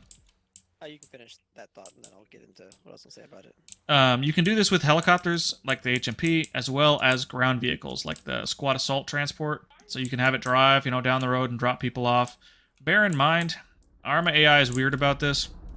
If you drop someone off using this module and you try to degroup them to make them charge, they will stand still. They will not take any orders. And I can demonstrate that here in a second, but just bear in mind, if you drop people off using the spawn reinforcements, they have to stay grouped or they will not move.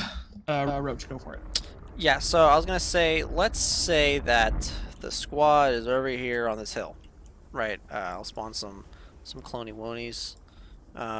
Here, got a rifle team. And let's say they're engaged in combat, blah, blah, blah, blah. Like Bacon said, at the beginning of the op, it's important to determine what the story is. Now, you do not want them to ever feel like Zeus is spawning things on the other side of this mountain to kill us, because whatever. So if they're not engaged, and all of a sudden some CS squad runs up combat mode over the top of this hill and just starts blasting them, they're going to be like, well, that did not feel good. That felt like we didn't do anything wrong, and the Zeus has just decided that we're going to be engaged now. So let's say you want that. Let's say you want them to get engaged right here. Something that I will do, maybe just move a patrol a little bit closer. Don't make it blatant. Like, move it maybe it's over here on this top here, and you move it here. And then they're going, like, these guys are walking, and maybe the players see them first, and they decide, we're going to engage. We're not going to be, kerfuckled here. Like, we don't feel kerfuckled. We feel like we ran into a patrol, and now we can engage on our terms. Or, like, something like that. Don't make them feel like they're playing against a Zeus. Make them feel like they're playing against the CIS. Now that they're in combat, my favorite thing, I have two favorite modules. Number one is the one that Bacon just showed you, this one. I like to, so he put that there. At the beginning of the op, I will put down 2 LZs, LZ Alpha and Bravo, so I have some options, maybe 3 if it's like pretty big. I'll move this around. I'll follow the players with this little LZ. It's not working right now because I just put it down. But like, I'll move this little flag pretty close. And this, Jericho, you've been to my ops, and I don't know if Cannon has, but this scares the shit out of players. You just do that, can do the same thing Bacon did, spawn reinforcements, op 4. The first 3 AS is the one with helicopters, the second one is ground vehicles. Let's do 212 battle, do a little squad here, defense squad, boom. RTB and despawn, I do that all the time. LZ Bravo. I do land So let's see. Spawn them right there. A little close, but I wouldn't actually, probably spawn a little farther away. But they're gonna come here, and they're gonna land right near these guys. It's like the CIS is, they're just like, hey, we'll just throw troops on them. I'll do another one right here, and I'll do this one to LZ Alpha. Same thing. Boom, they're coming. Also, yeah, disable the guns. I do the forced hold fires quicker for me. Just double click forced hold fire. Otherwise, unless you want them, I don't like that. It does not what I'm trying to do. I'm not trying to kill them with the gunship. I'm trying to put guys in front of them to shoot. Yeah, so now the players are going, oh my god, there's an HMP coming. It's landing right on top. What are you guys doing? It's landing right on top of us. What are we going to do? Their AT guy gets out. He shoots this thing out the sky. He feels pretty good about himself. And then, boom, all of a sudden there's a second one also coming to land. Now they feel like shit's hitting the fan. They feel like the CIS knows they're there because they've engaged. The CIS is, just going to keep throwing shit at them. So now they've got to deal with these targets. And there's something about it, this thing landing right in front of them, just dropping troops off, that's more effective than, like, waiting to engage or shooting full in control. Like, it creates this sense of, like, what's the word? Pressure? Or just like, what were I looking for? I don't know. It's a different feeling that they get during the op. It's more like, all right, we're engaged. The enemy's here. The enemy is, boom. Be careful though. You can quickly overwhelm them with that. Typically they'll shoot the first 2 or 3 down if they're too far apart. If you really want one to get to land, do them back to back. They still might get both before they even land. My other favorite one is here, the droid factories. If they're engaged, User joined your channel. I love doing these little orbital droid factories. It's a really cool User thing. It left feels your like channel. there's a ship overhead. It's dropping these from orbit, It's a nice little thing. Sometimes they'll think it's a mortar. I think that one armored itself. But sometimes they'll think That's it's still a... alive. It is? Cool. Sometimes they'll think it's a mortar. Or sometimes they realize it's a droid factory. And they'll get right on it. They'll put a 40 mic into it. They'll put, a rocket if they have to, or grenades or whatever. But it's another cool thing that you can like easily throw things on top of players without just blatantly spawning something. It's also, it feels like something that the enemy would do. Like, we're engaged. They're throwing all this stuff at us. If you really want to make them realize that, you can use this 101st hyperspace module. You can jump in a Munificent. We'll do it this right here. We'll do it whatever direction, blah, blah, blah, blah. Change drift time, drift distance. Can determine how long it flies, the direction it flies into. But anyway, spawn this in. Boom. All of a sudden, this is what's dropping droid spawners, right? Like I said, depending on the context of the op, you can drop droid spawners, you can spawn HMPs. Now they have a thing that is a visible threat that is attacking them. You want this thing to move, jump ship out, and you can get rid of it. He's going hyperspace. See ya. Cool. And now you can, let's say they've destroyed the base or they've got their intel and the CS is bugging out. Maybe an acclimator comes in then, like, to help them. Just little ambiance things, but precisely how many droids there are. Yeah. But there's a few things that I like to do a lot. It really helps to get droids in fast. But the main point isn't to put droids on the field with these. The main point for me here is to scare them or give them a sense of, like, combat, a sense of hecticness that's different from just engaging regular droids. It adds that sense of, like, this is a real fight where we're fighting an enemy that is overwhelming and has the assets to throw at us. But anything on that, Bacon? I think you really hit the nail on the head when you said, you don't want them to feel like they're going up against a Zeus. You want them to feel like they're going up against the CIS. And that's I think, the core. I think that's a good core philosophy for Zeusing in our unit. You want them to feel like they're going up against the CIS. So whatever that means to the context of your op, like you said, the hyperspace is a great way to give yourself a good excuse to drop fucking units right on them. That's feels pretty fucking much what the Confederacy would do. So I'll do the same thing. I'll drop a Munificent in. And then I can use, like you said, the orbital droid factories. On the orbital droid factories, be careful with them. If you do more than about 3 of them, you get a pretty significant performance drop. So just make sure you don't have a bunch of them at the same time. Additionally, if you have Beskar assets in the area, be really careful. These things will spawn what we call heavy AT droids. They're kind of fucking broken. They come with a launcher that is lock-on, and it's like a droid javelin, and it one-shots pretty much any Beskar asset. Just keep an eye out. This guy's got a regular launcher. Let me see if it spawns one.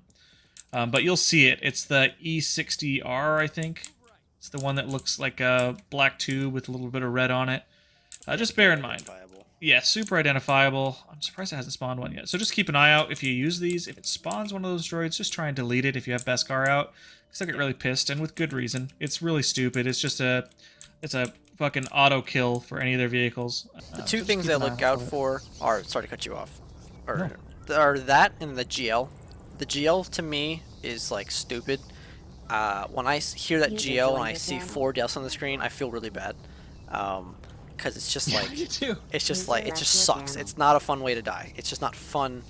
Like for like, those yep, to get we got mortared. insta wiped by some droid asshole. Like didn't even go down. No chance to save me. Everybody got here. They are. These are the AT droids. Here's the But- heavy AT droids, yep. Yeah, so keep an eye on it. Like, if they're real close, like, there probably won't be a problem. They'll just kill them. If they're letting them spawn and they're out of sight, you can delete them. Even if, like, I'll just delete those heavy AT in front of Yeah. them because, like, I will too, because everyone Yeah. knows they're dog shit. yeah.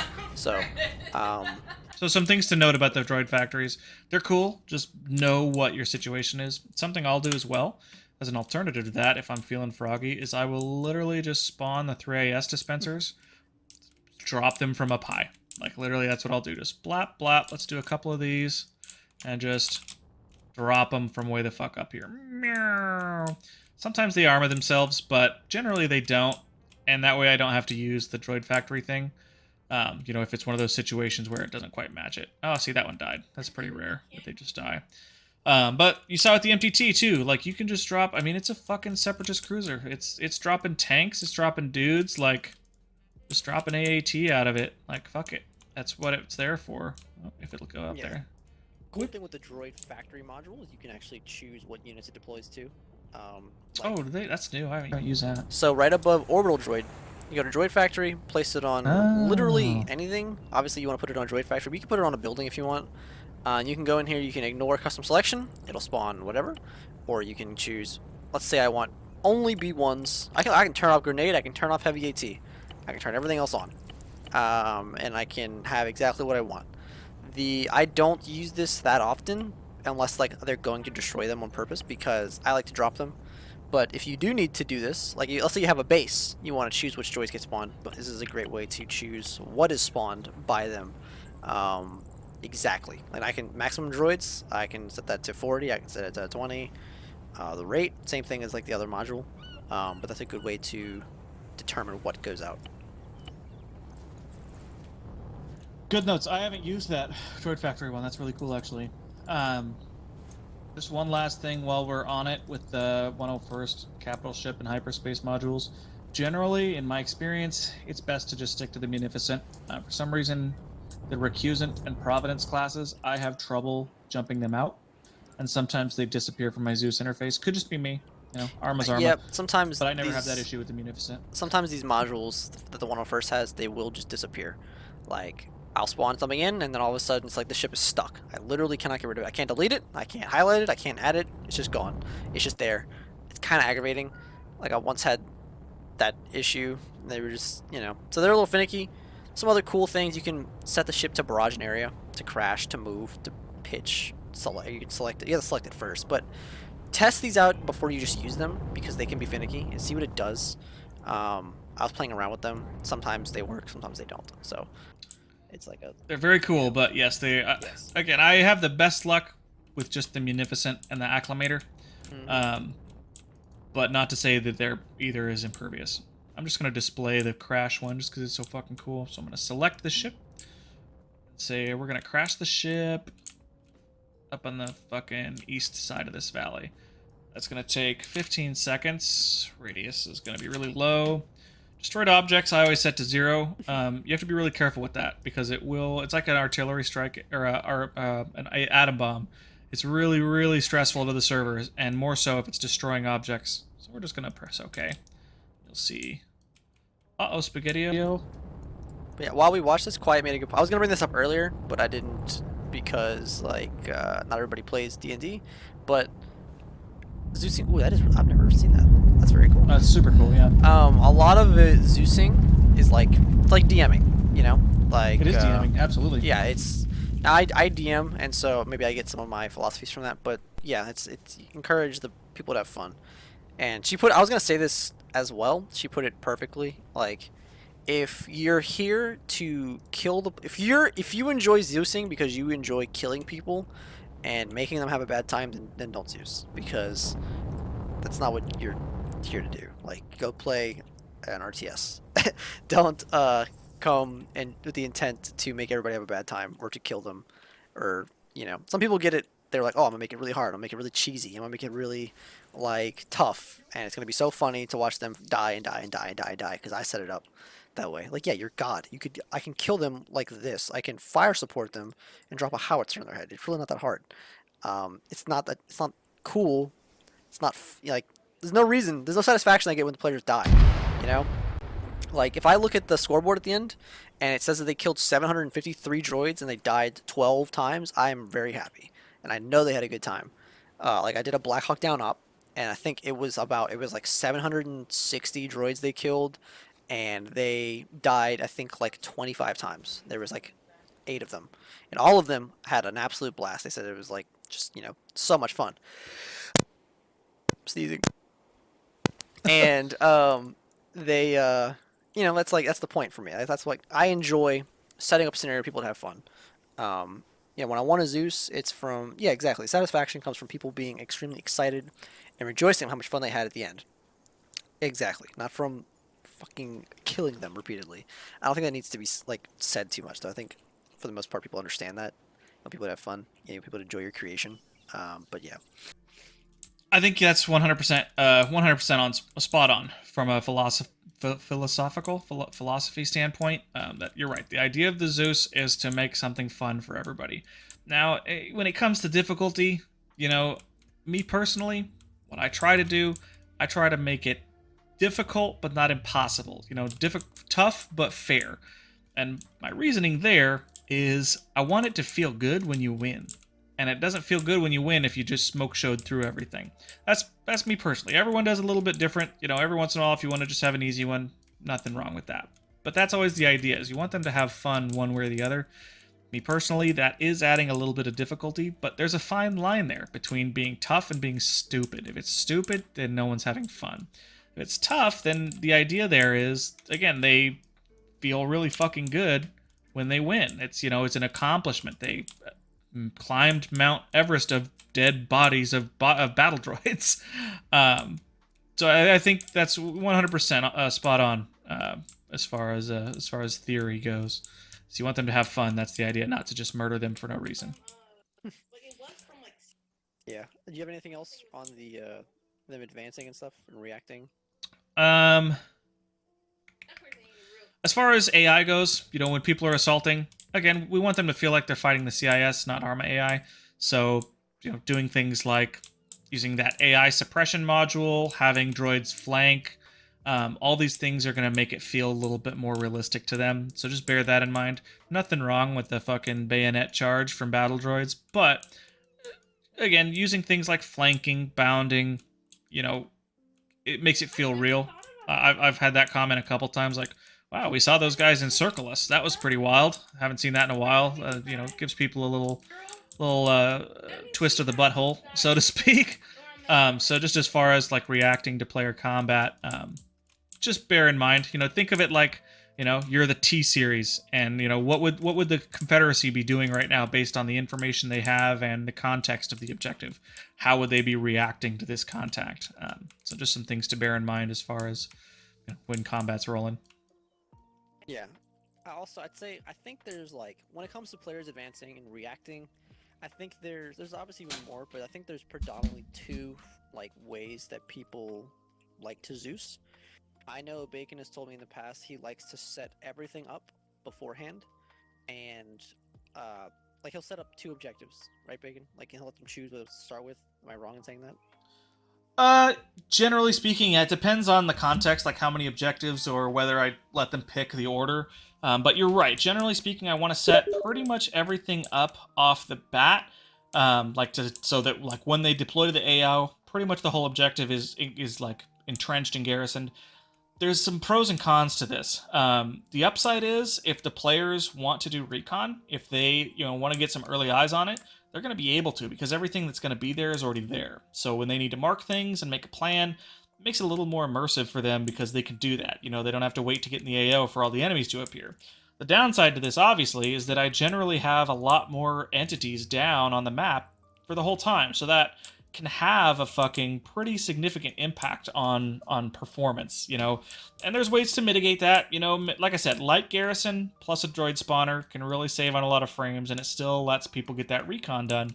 But that is how I do things generally, is I will set the whole objective up off the bat and just let people recon it that way.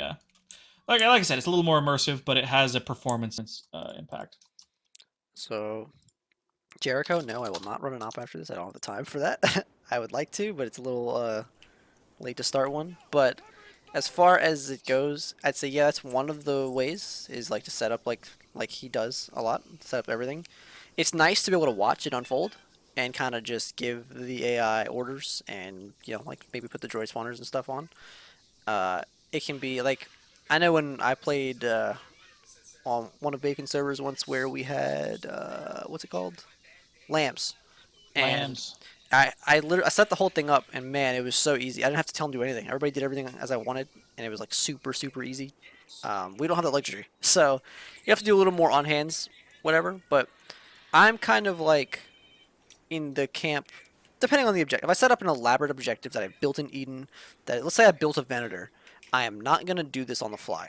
Like I'm setting up the whole Venator because I can't garrison it, so I'm setting everything up beforehand. And that's just how it's going to be. There's no reinforcements can come in on a Venator, right? Or on an oil rig or a battleship. Like, everything has to be there. You can't just spawn stuff because it's finicky. Now, if this is the objective, I will probably set it up as we did with some light reinforcements. But for the most part, most of what I'm going to do is going to be reactive. Once they've engaged in that patrol, let's say I told you about the reinforcements flying in. Let's say these guys are here and they're in a fight, right? Some Zeuses, for some reason, I guess this is to them. They will go to like this airbase over here because they are really realistic. They will spawn. I've seen this happen. They'll spawn the droids here, and they'll be like, "Move 5 clicks." This is the QRF. It's coming from a real base, so it's realistic time frame and all that. Somebody, I will let them remain nameless, I used to Zeus with, he would do this. He did this during a man op we did. The first part of the op was, I built it in Eden. It was a D-Day op. It was awesome. It was so much fun that it crashed 25 minutes in, and everybody was like, please restart it. Please restart it. I was like, cool, we'll do it anyway. I was ready to can it, but we did it. After that, there was supposed to be this QRF from a base that comes, a bunch of tanks and everything, and it was a main op, so it's supposed to be a significant force. But he had set them to come from the other side of the map, from the base, like, driving there. And so the players were waiting, because he went on the radio, he was like, yeah, enemy QRF, inbound, from whatever, you'll need to hold this position. And so, like, the way we're doing it, he had 2 squads, I had 2 squads. I had set up my QRF, he had his. My 2 squads were immediately engaged, because, let's say they're holding this right here. You know where my QRF came from? It is right here. The players did not see me spawn that in. I told them there's a QRF coming. All I gotta do is they're right here. They're quickly coming over this hill. Don't be afraid to spawn things, as long as it's within reason, like it makes sense. Out of sight, but close. Now, if they're doing this and all of a sudden I spawn it on this side of the hill and ambush them for no reason, that doesn't feel good. And that feels like I cheated as a Zeus. But if I do it on this side of the hill, where the base is, that they have not seen yet, and all of a sudden this squad, I might even move them up, boom, all of a sudden this squad runs over the top of the hill as they're already engaged and whatever, like, that's a lot quicker than I'm waiting on these dudes to run from 5 clicks away, or drive and get here like a real QRF. They don't have to come from the place that they're supposed to be coming from. The players don't know, and they never will know, that I spawned them down here, and I told them to run up this hill because they're already engaged, because that's where the QRF's coming from. And now they're in combat in 2 minutes, or 30 seconds, or 5 minutes, and not 20 minutes. So that entire op, Chard was there. This is actually the day before I became an ARC trooper, I remember. And or the night I wasn't one yet, and after the op I got the news. But anyway, I like my 2 squads were engaged immediately on my side of the they were holding, and I set up like 4 different waves before his wave got there, and I was like, dude, just move them closer. He's like, no, like they're going, you know, like whatever. It's they you know, it's fine. It'll give me time to set up the next objective. I was just like, okay, like they have to walk to the next objective, and it's like, or drive or fly or whatever, and it's pretty far. You got time, but whatever. So he waited, and his 2 squads sat there twiddling their thumbs for 20 to 30 minutes, like while they waited, while the other 2 squads were in combat the whole time. You know, and so that's for a very different experience. So that's another thing. I'll jump real quick to Zeus controlling stuff.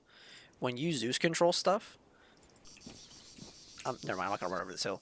When you Zeus control stuff, I do it to add effect. If I want an auto rifleman to put down auto rifle fire, because they'll shoot on semi sometimes, I'm going to Zeus control. I'm just going to spray. I'm going to keep in third person. I'm going to spray generally in their area. If some of them gets hit, I'm not trying to hit anybody. I'm just trying to add that sense of suppression, that sense of a smarter enemy than Arma allows. You know, it's what Bacon was telling us about the sniper. Put him on do not fire and take control when you want to, so that you... Oh, we lost you, Roach. Are you still there? I can't hear you, buddy.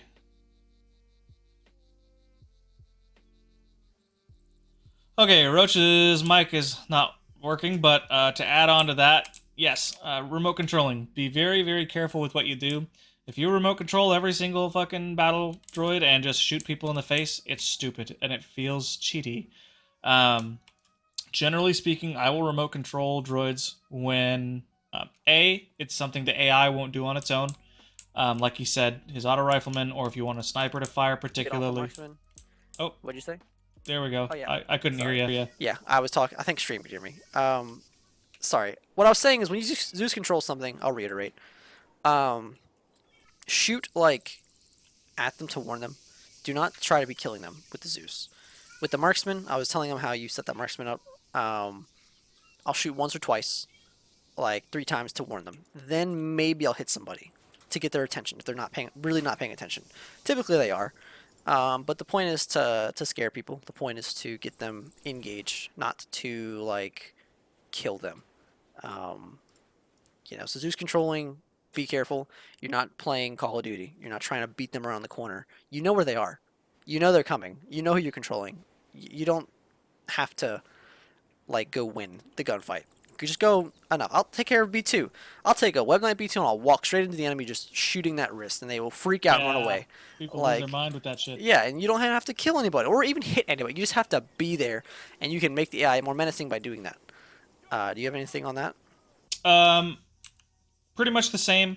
Generally speaking, the idea is to do something that the AI won't do on its own to have an effect. I will say sometimes I do shoot to kill with the marksman, but generally not on the first shot. So like, especially if it's, you know, let's say like a Nom kind of op, lots of jungles, lots of ambushes, lots of hidey holes. Like Roach said, the first several shots will be misses. And if they're still out in the open, they haven't identified, you know, where he's coming from. Sure, I'll probably plunk someone in the chest. But again, it's generally not the first shot that I'm trying to kill someone with.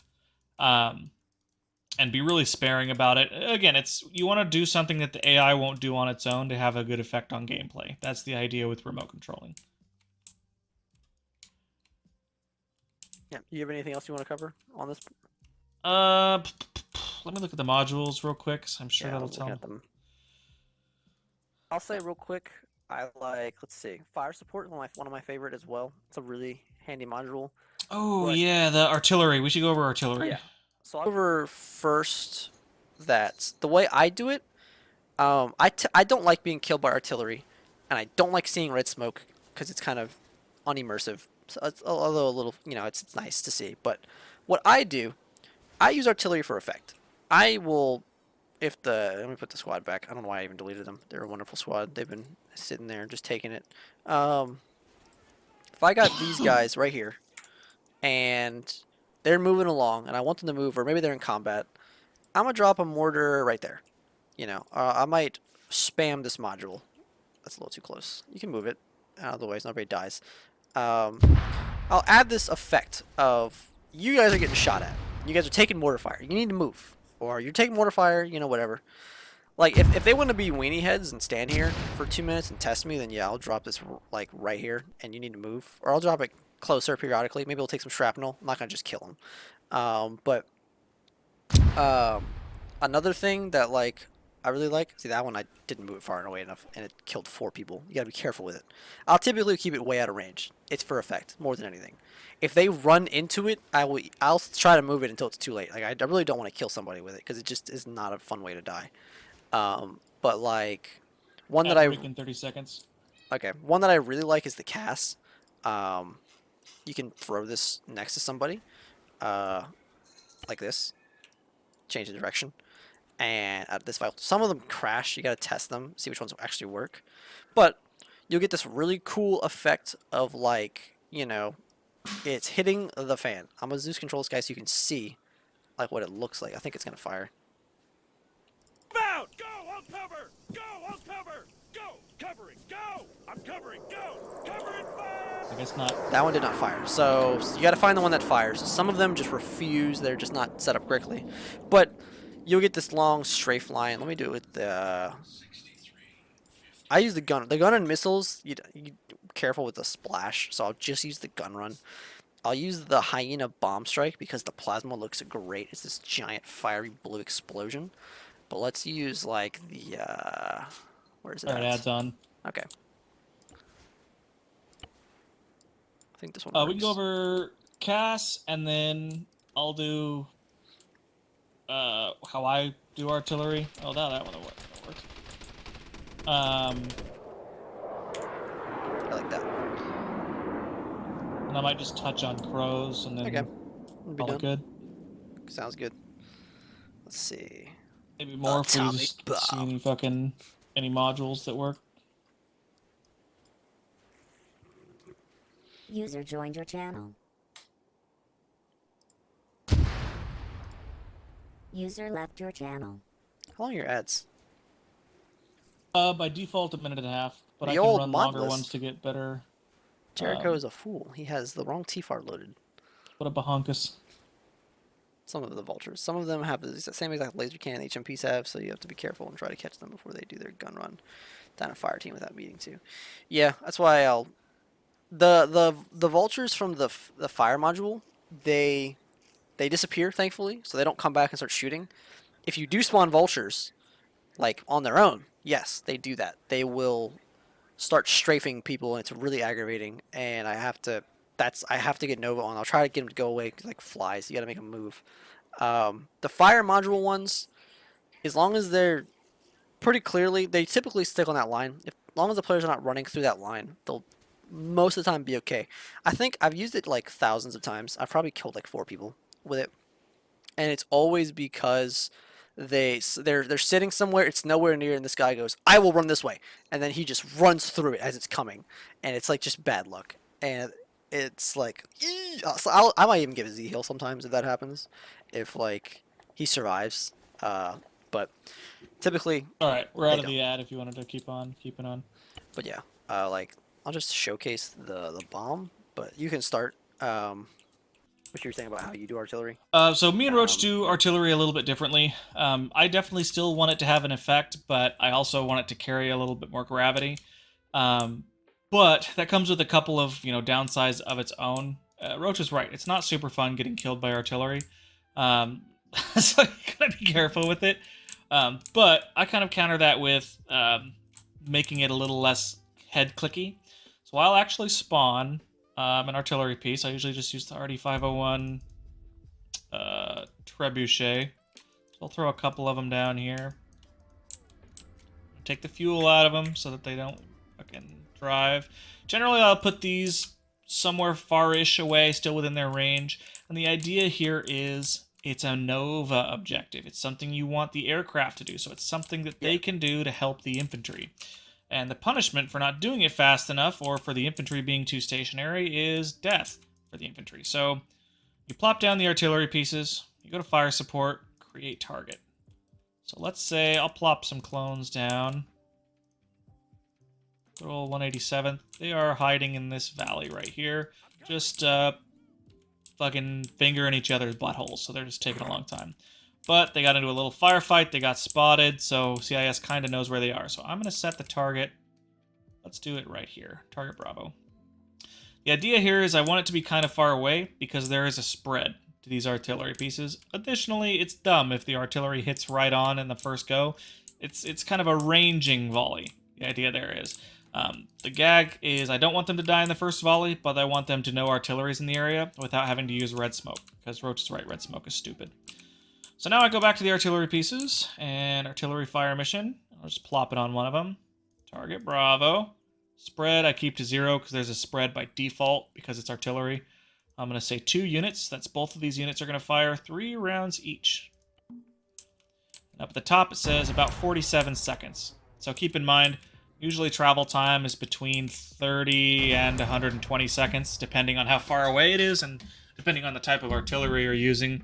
It averages out to about a minute usually between firing and between bombs dropping. So keep that in mind. It's not an instant strike, so don't put it in their path unless you want to kill them, and that's frustrating. User joined your channel. And bear in mind again the huge area of effect. Oh, jeez. So in about 40 seconds or so, bombs are going to drop generally in this area. Again, there's quite a bit of spread with artillery, so be careful with it. The key here is again, ranging volleys. So don't want them to die on the first strike. And again, this is something I generally will only do if there's a Nova asset in the area. Because otherwise, they have no real way to blow the artillery up. You have to drive across the map to blow it up. That's stupid. So this is to encourage the detachment to work with the infantry. I want Nova and the infantry to work together to conquer an objective. And that's kind of the whole gag. Arma is a co-op puzzle-solving game, just with some bullets involved. And so that's what I'm trying to encourage here. That being said, obviously, creeping it up a little bit, they still haven't moved. So, okay, well, guys, it's getting closer. It's getting closer. How many ranging volleys you give them, depends on your own, how you feel about it, and probably how fast they're moving. They're making an effort to move pretty quickly. Then, the volley can just stay behind them until Nova kills it. But just something to consider. I don't often get a ton of kills with artillery, but sometimes they'll make a wrong move or they just will not move, and then people get blown the fuck up. But the key with me is I never use just the click to drop artillery. I always actually spawn pieces and have the artillery pieces actually be firing. It adds a little bit of immersion and again a little bit of gravity to it. Besides just the cinematic effect, it adds some weight to it. Like, shit, bombs are dropping. If we're not careful, those will fucking kill us, and that sucks. So again, it's adding a little bit of gravity to the effect there. Yeah, I'll say I also tip my ops typically a little later than Bacon's. I don't always. Yikes, they got blasted. Don't always. That spread. If you don't get a pilot, yeah, it can be one that's hard for them to take down. You can still use it as like a get them to move thing. It's cool because if you put it over here and somebody dies, that's not your fault. Like, that's just the artillery firing randomly, which is cool. And it will make them move. Thank you for getting the cat out of my lap. I forgot. But yeah, so it depends what you're trying to do. On that, actually, I'll get that later. What else do you want to talk about? I was just going to do a quick summary of some other modules, so if you had something you wanted to hit, I'd say now's the time, and then we'll wrap up with some just miscellaneous modules. No, when you post an op alert and you get reacts, look at who's coming and player count. Keep that in mind. You'll learn what players can handle, like the numbers of them as you go. I don't have concrete values. It's like a feeling thing. Like, Same. They can handle this, probably. But as far as who's going, it's your op, and you need to assume the players are not going to help you at all. And so, tell them at the beginning, like, hey, who's the squad lead? Who is the medic? you know, or like just make them figure that out, get them organized, because a lot of times like you'll be like, are you ready for the brief? And then they're ready and they get it, and then nobody's ready after the brief. It's like, oh wait, we don't have a squad lead, we don't have a medic. Let's argue about it for 5 minutes, 10 minutes until Zeus picks somebody. Let's like just mess around in the arsenal or do whatever. You got to get them going on your terms, or they're not going to get going. You got to make sure that they're organized, or they're not going to be organized. Sometimes you have somebody that steps up, but it's nice when you have somebody like Jericho. Thank you, Jericho, for going. And he's like, I'll lead, you know, or somebody that just randomly like will step up. It's nice. If you can, sometimes I have people, I'll ping a message like, can you come to this op? You know, I'm doing an op. I know you like my ops. Please come.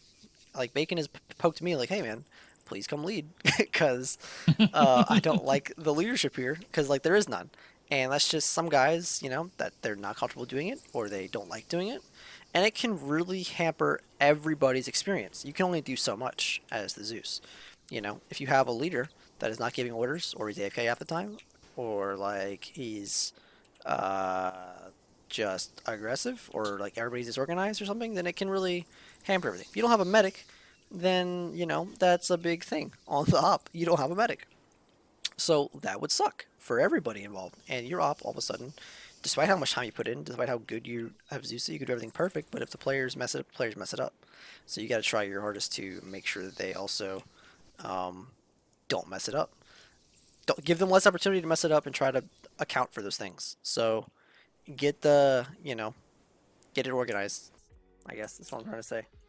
Roach brings up a really good point here, especially with you know, you could have the perfect, excellent op, but you know, because of players, you know, bad leadership, like he said, maybe the guy's disorganized, maybe he's being an asshole, maybe he's AFK, he or she, I should say, you know, and now it's not. People don't necessarily remember, oh, well, that would have been a good op, but the leadership was bad. Most people aren't going to remember it that way. They're going to be like, that op sucked. I just remember not having fun. So hedge your bets, man. When you get people, like you said, when you get people react, you'll start to learn who you can kind of rely on for what. And just take note of it. You know, it's at the end of the day, it's your piece of art that you're presenting. So if you don't get the amount of people or the particular people that you want to come, it's well within your rights to just can the fucking thing. Rather than host an op and have people not have fun and have you feel bad about it because the players fuck the pooch. Like Roach said, if you don't kick them in the ass, they generally will just finger their butts until, you know, 25 minutes past kickoff has gone by. So, you know, I often enough at this point will generally assign a squad lead like, hey, perfect. Someone has joined who I know has leadership capability and is of whatever they have experience. I have good experiences with them. Perfect. You are squad lead. That is how it is. You are voluntold. Sometimes I'll allow people to volunteer, but often enough nowadays I'll just assign it. And like you said, make sure, hey, do you have a medic assigned?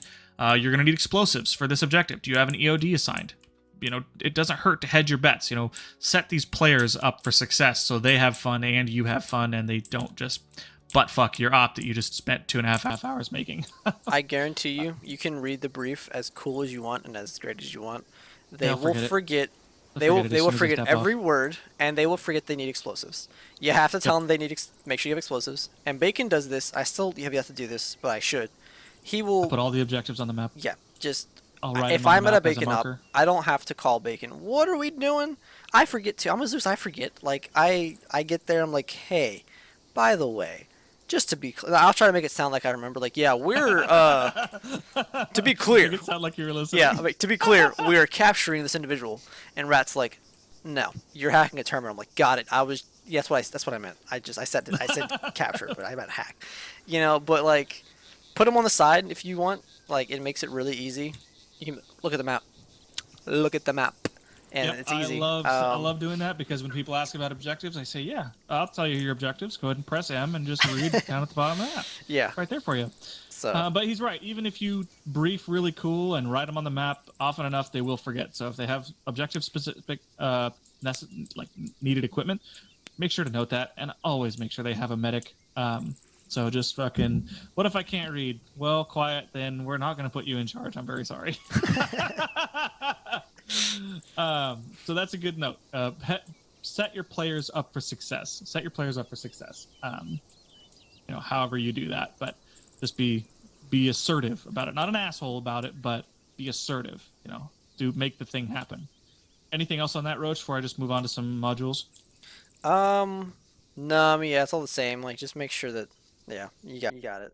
Cool. Move on. So just going to go over some modules. I'm going to start in the Crow Zeus modules. They're fucking awesome. Again, this is a 100% necessary Zeus client side. There's tons of fucking things in here. Really cool. Delete all dead. This is awesome. So if you don't want to go and just, highlight and delete, I'm just going to plop delete all dead. Delete bodies? Yes. Delete Rex? Yes. Perfect. Just deletes it all. So if you have 1 million of them, just plop that bitch down and it will clean your server up. Excellent for improving your frames. Draw build. I fucking love draw build. If you need to make a little fence line real quick and you don't want to do it one at a time, look at razor wire. Start. So left click, left click, left click, left click. Oh, I'm done. Perfect. Escape. Now you've got a little perimeter of razor wire. You can do that with walls, Hescos, all kinds of shit. Draw build fucking rules. Fire support I don't really use because I don't really, but it's the same. Pick a fucking piece of equipment and how often and how far and how many guns. Remove trees. Fucking rocks. If you're setting up a base but there's a bunch of trees in the one flat area, just plop it down. You can remove trees, bushes, and rocks. We'll do it for 50 meters here. Boom. Now you've got some nice open terrain. You want them back? Perfect. Restore. We'll do 50 meters again. All of it. And it's back. Beautiful. Resupply player loadouts doesn't really apply to us. Scatter teleport is really fucking cool. I won't really see it here, but click it down. You can select by groups, by sides, individual players, whatever. You can set the distance between them, the altitude above ground. So it's really cool if, Monka or whoever, if it's a jetpack op where everyone gets a jetpack, you can just do this to do halo drops. Altitude. You can include a vehicle if they have one. You can do the pattern in which they are teleported and the direction which the line is facing. So scatter teleport. Fucking cool, even though I hate teleports. Set colors for vehicles, set number plate, license plate for vehicle. Supply vehicle we don't really use. TFAR vehicle radio side, again, we don't really use. Spawn an arsenal, that's not a bad one. Just plop it down, and now that's an arsenal. Teleport to squad member. If they are in a squad with someone else and they say, hey, I need to get teleported back, but you don't really know what squad they're in. If they're in an A squad, just click this on them. It's going to plop them next to their squad. There's other things in Crows, but those are the ones I really mainly use. Development tools, the one thing I use out of this, execute code. If you end up wanting, I can give you this particular script. It's for when you reach your spawn limit in Arma. It's been a crazy op. I hit it every once in a while, and it's not letting you spawn anything. You run this. I forget which I need to run it on, so I just always do server and then global afterwards, but it just removes, it ups the spawn limit. So this is super important for anyone who does big ops. Effects. I don't really use anything out of here except for the smoke pillar. If you need oh, the village was burned down or these corpses are on fire or whatever, just put a smoke pillar down. Environment we already went over. Equipment, I don't really give a shit. Inventory, this is how you add an arsenal. Flares, if it's a night op and you want the enemy to see better, drop flares. Jammers, I don't really use jammers. These aren't really applicable. Misc, that's where the intel one is. You can change the side of it. And the Zeus heal. But if you have crows, you don't need to use that one. You can just right click, heal, radius heal. And you can heal in a radius. It's super useful. Super fucking useful. Objectives, I don't really use. Objects, this one's useful. Change height. If you want to change it to an exact height rather than just holding Alt and guessing, or if you want it to go underground. So I'm going to type -1 meter, and now this barbed wire is set in the ground. Minefield, I don't really use the IED one as much. I'll usually just plant an IED physically. Players, create teleporter. That's what Roach was showing earlier. Reinforcements, that's what we showed earlier. Respawn, if you need to set a new respawn point, players blue 4, just plop it wherever and it'll show up as an option when they respawn. Scenario flow.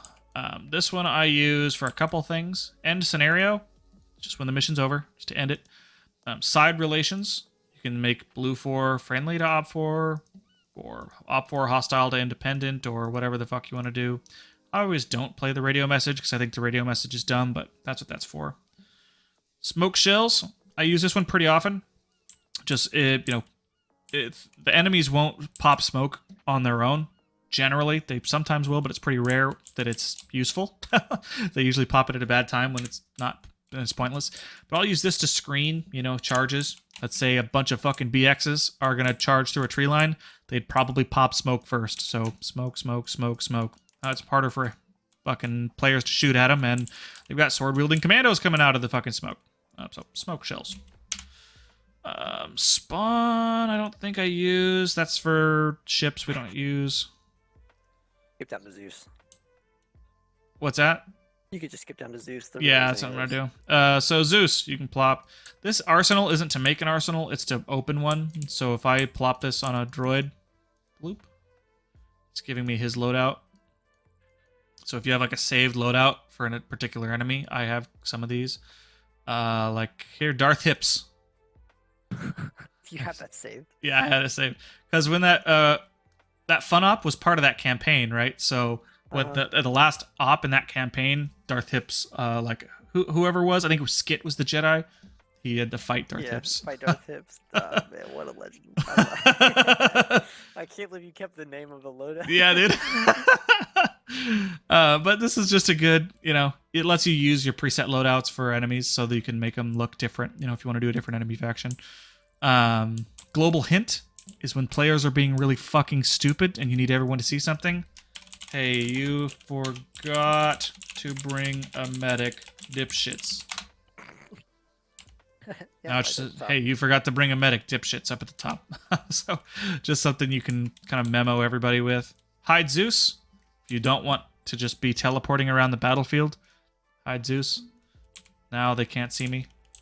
So I can listen to people and get some cool battle chatter, whatever the fuck. Invincible. And well, not to You can explosives. walk through walls. Yeah, you are. No, you're not. Okay, no, not to nuclear Explosives. bombs. This really? Yeah. I thought it was just nukes. No, yeah, I've been knocked out in this. I just didn't realize it, and then I'll bleed out and be like, "Where the fuck did I die?" Like I was uncon and bleeding when I was in the Zeus interface. So you're not invincible to explosives and grenades, but you can make yourself that way. Objects, make invincible. I do this to myself every time because I always get myself blown up. Bear in mind, no one is ever invincible to force powers. Full stop. If you're invincible, doesn't matter. If you are near a player Jedi or an enemy Jedi and they use an AoE, you'll still get smoked. Interesting. Remote control is obviously on there, but there's the quick, the key binding is just control and left click, so you can do that. Update editable objects. So if you have a bunch of static objects that you don't need to see on your Zeus interface anymore, you can just remove them. That's usually what I do. So we'll just draw build real quickly, just as a proof of concept. Just make some fucking Heskos. Whip, whip, whip, whip, whip, whatever the fuck. All right, I don't need to see these little yellow shitbags anymore. So I'm going to go down to update editable, remove objects, all curators, radius 100. I'm just going to check the static one. Whoop. Now I can't select them or delete them or anything, but they're also not on my interface, so it saves on your Zeus frames. I think that's about all I got. Roach, you got anything else? You can also right click to do the editable objects as well. Quicker. Yes. Add. Careful with that. That one adds everything, and it removes everything. Yeah, it's not as precise, but for quick, I need to get rid of this. True, yeah. If there's nothing around you don't care about, you can use it. Just bear in mind it does add or remove everything. Yeah. Let's see. Only thing, as far as audio, I forgot to talk about play sound earlier. This will freeze I my don't game really at use that first, so watch. Yeah, it does freeze my It's gonna fucking game. freeze my game, and then it's gonna come back. Unless this is the one time Channel it crashes. switch. Watch. Oh, it even threw me at a T4 because it thinks in crashing. Channel switch. Alright, so now I'm back. This is another thing for ambiance. It's really cool and loud. All engineers, report. I'll play like this in the background right here. Clone Battlefield. I'll put this next to you guys on the map as well so we can hear it. I don't know why I spawned it over there. There it is. Is that close enough? Nope. Maybe I can't hear it. Do you guys hear it or no? No. Okay, I'll just do it again. Anyway, you can add like ambient battle sounds, like that, or like you can be Oh, that one I closer. hear. Yeah. So you can add that. Make it seem like it depends on your op. So if you're like, oh, you guys are on a battlefield, you want to add that to the sound. Now the radius is kind of small, so you might have to keep moving it with them or place them all over. But you know, it's cool. It's weird if they walk. I try to keep it away from them. If they walk up on it, it'll like switch from their ears because obviously it's coming from this little icon here. So just be careful where you place it. It's a little finicky. I have to get in and out of Zeus to move it, but it's not a big deal. But yeah, so just some cool other things. I think that's everything. Yeah, I've got nothing left. I'll just call for questions real quick. I don't think anyone's really watching right now, but do we have any questions about anything? I probably should ask for questions a couple times, but I just fucking forgot to. You mentioned before with the, like way back when we were talking about hyperspace and whatnot, you mentioned that orbital droid factories will kill frames very rapidly if you put too many down at once. Yes. Can you essentially sub that out to just drop mortar strikes and then dump a standard droid factory in the smoke? You can. Something to consider. The orbital droid factories don't do damage in that radius. So it looks like a mortar dropping, but it does not do damage. Obviously, the regular mortar does. Again, I don't really use them that much, and as long as you don't drop more than 2 or 3 at a time, it's fine. Like, you can drop 1,000,000 of them over the course of the op, just don't have more than 2 or 3 cranking out at a time, and it's not a big deal. Or, like me, you can just spawn a 3AS one, hold Alt, drag it into the sky, and let it drop. But you could just drop a mortar and then plop, like, literally just spawn a 3AS one onto it. I'd say that's a good sub as well. Yeah, so I'm very reactive, and so a lot of my ops, it's you guys are getting attacked on the move. I'm sure you've noticed, Jericho, but like I use them all the time. I don't have frame issues. I never use more than like 2. I might have used 3 like once or twice, but for the most part, I'll drop one, and then a few seconds later, drop another one. If I kill one, I'll drop another one. It's also, those things are really good for adding, like, it eats their resources, right? They keep using GLs. That's less GLs they can use on the droids. They keep using rockets. That's less rockets on, let's say they use rockets on the HMPs that I send in. That's less rockets they have for AT. And so you get to that point, like, where they're like, oh man, we're running low on ammo. Like, I'm running low on this, running low on that. And it's another element of like, wow, we're really fighting. We've really put a lot out there. Like, I'm just, they're taking rounds like just left and right. Just I've used 4 mags in the last 3 minutes or 2 minutes. You know, I've used all my rockets on these HMPs come in. Like, what are we gonna do? We need a resupply.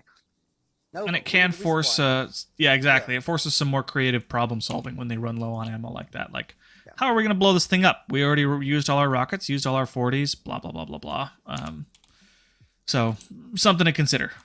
You're right about the resources, because it does force some creative problem solving or some cooperation between those detachments, which is always really nice. Any other questions? Just in general?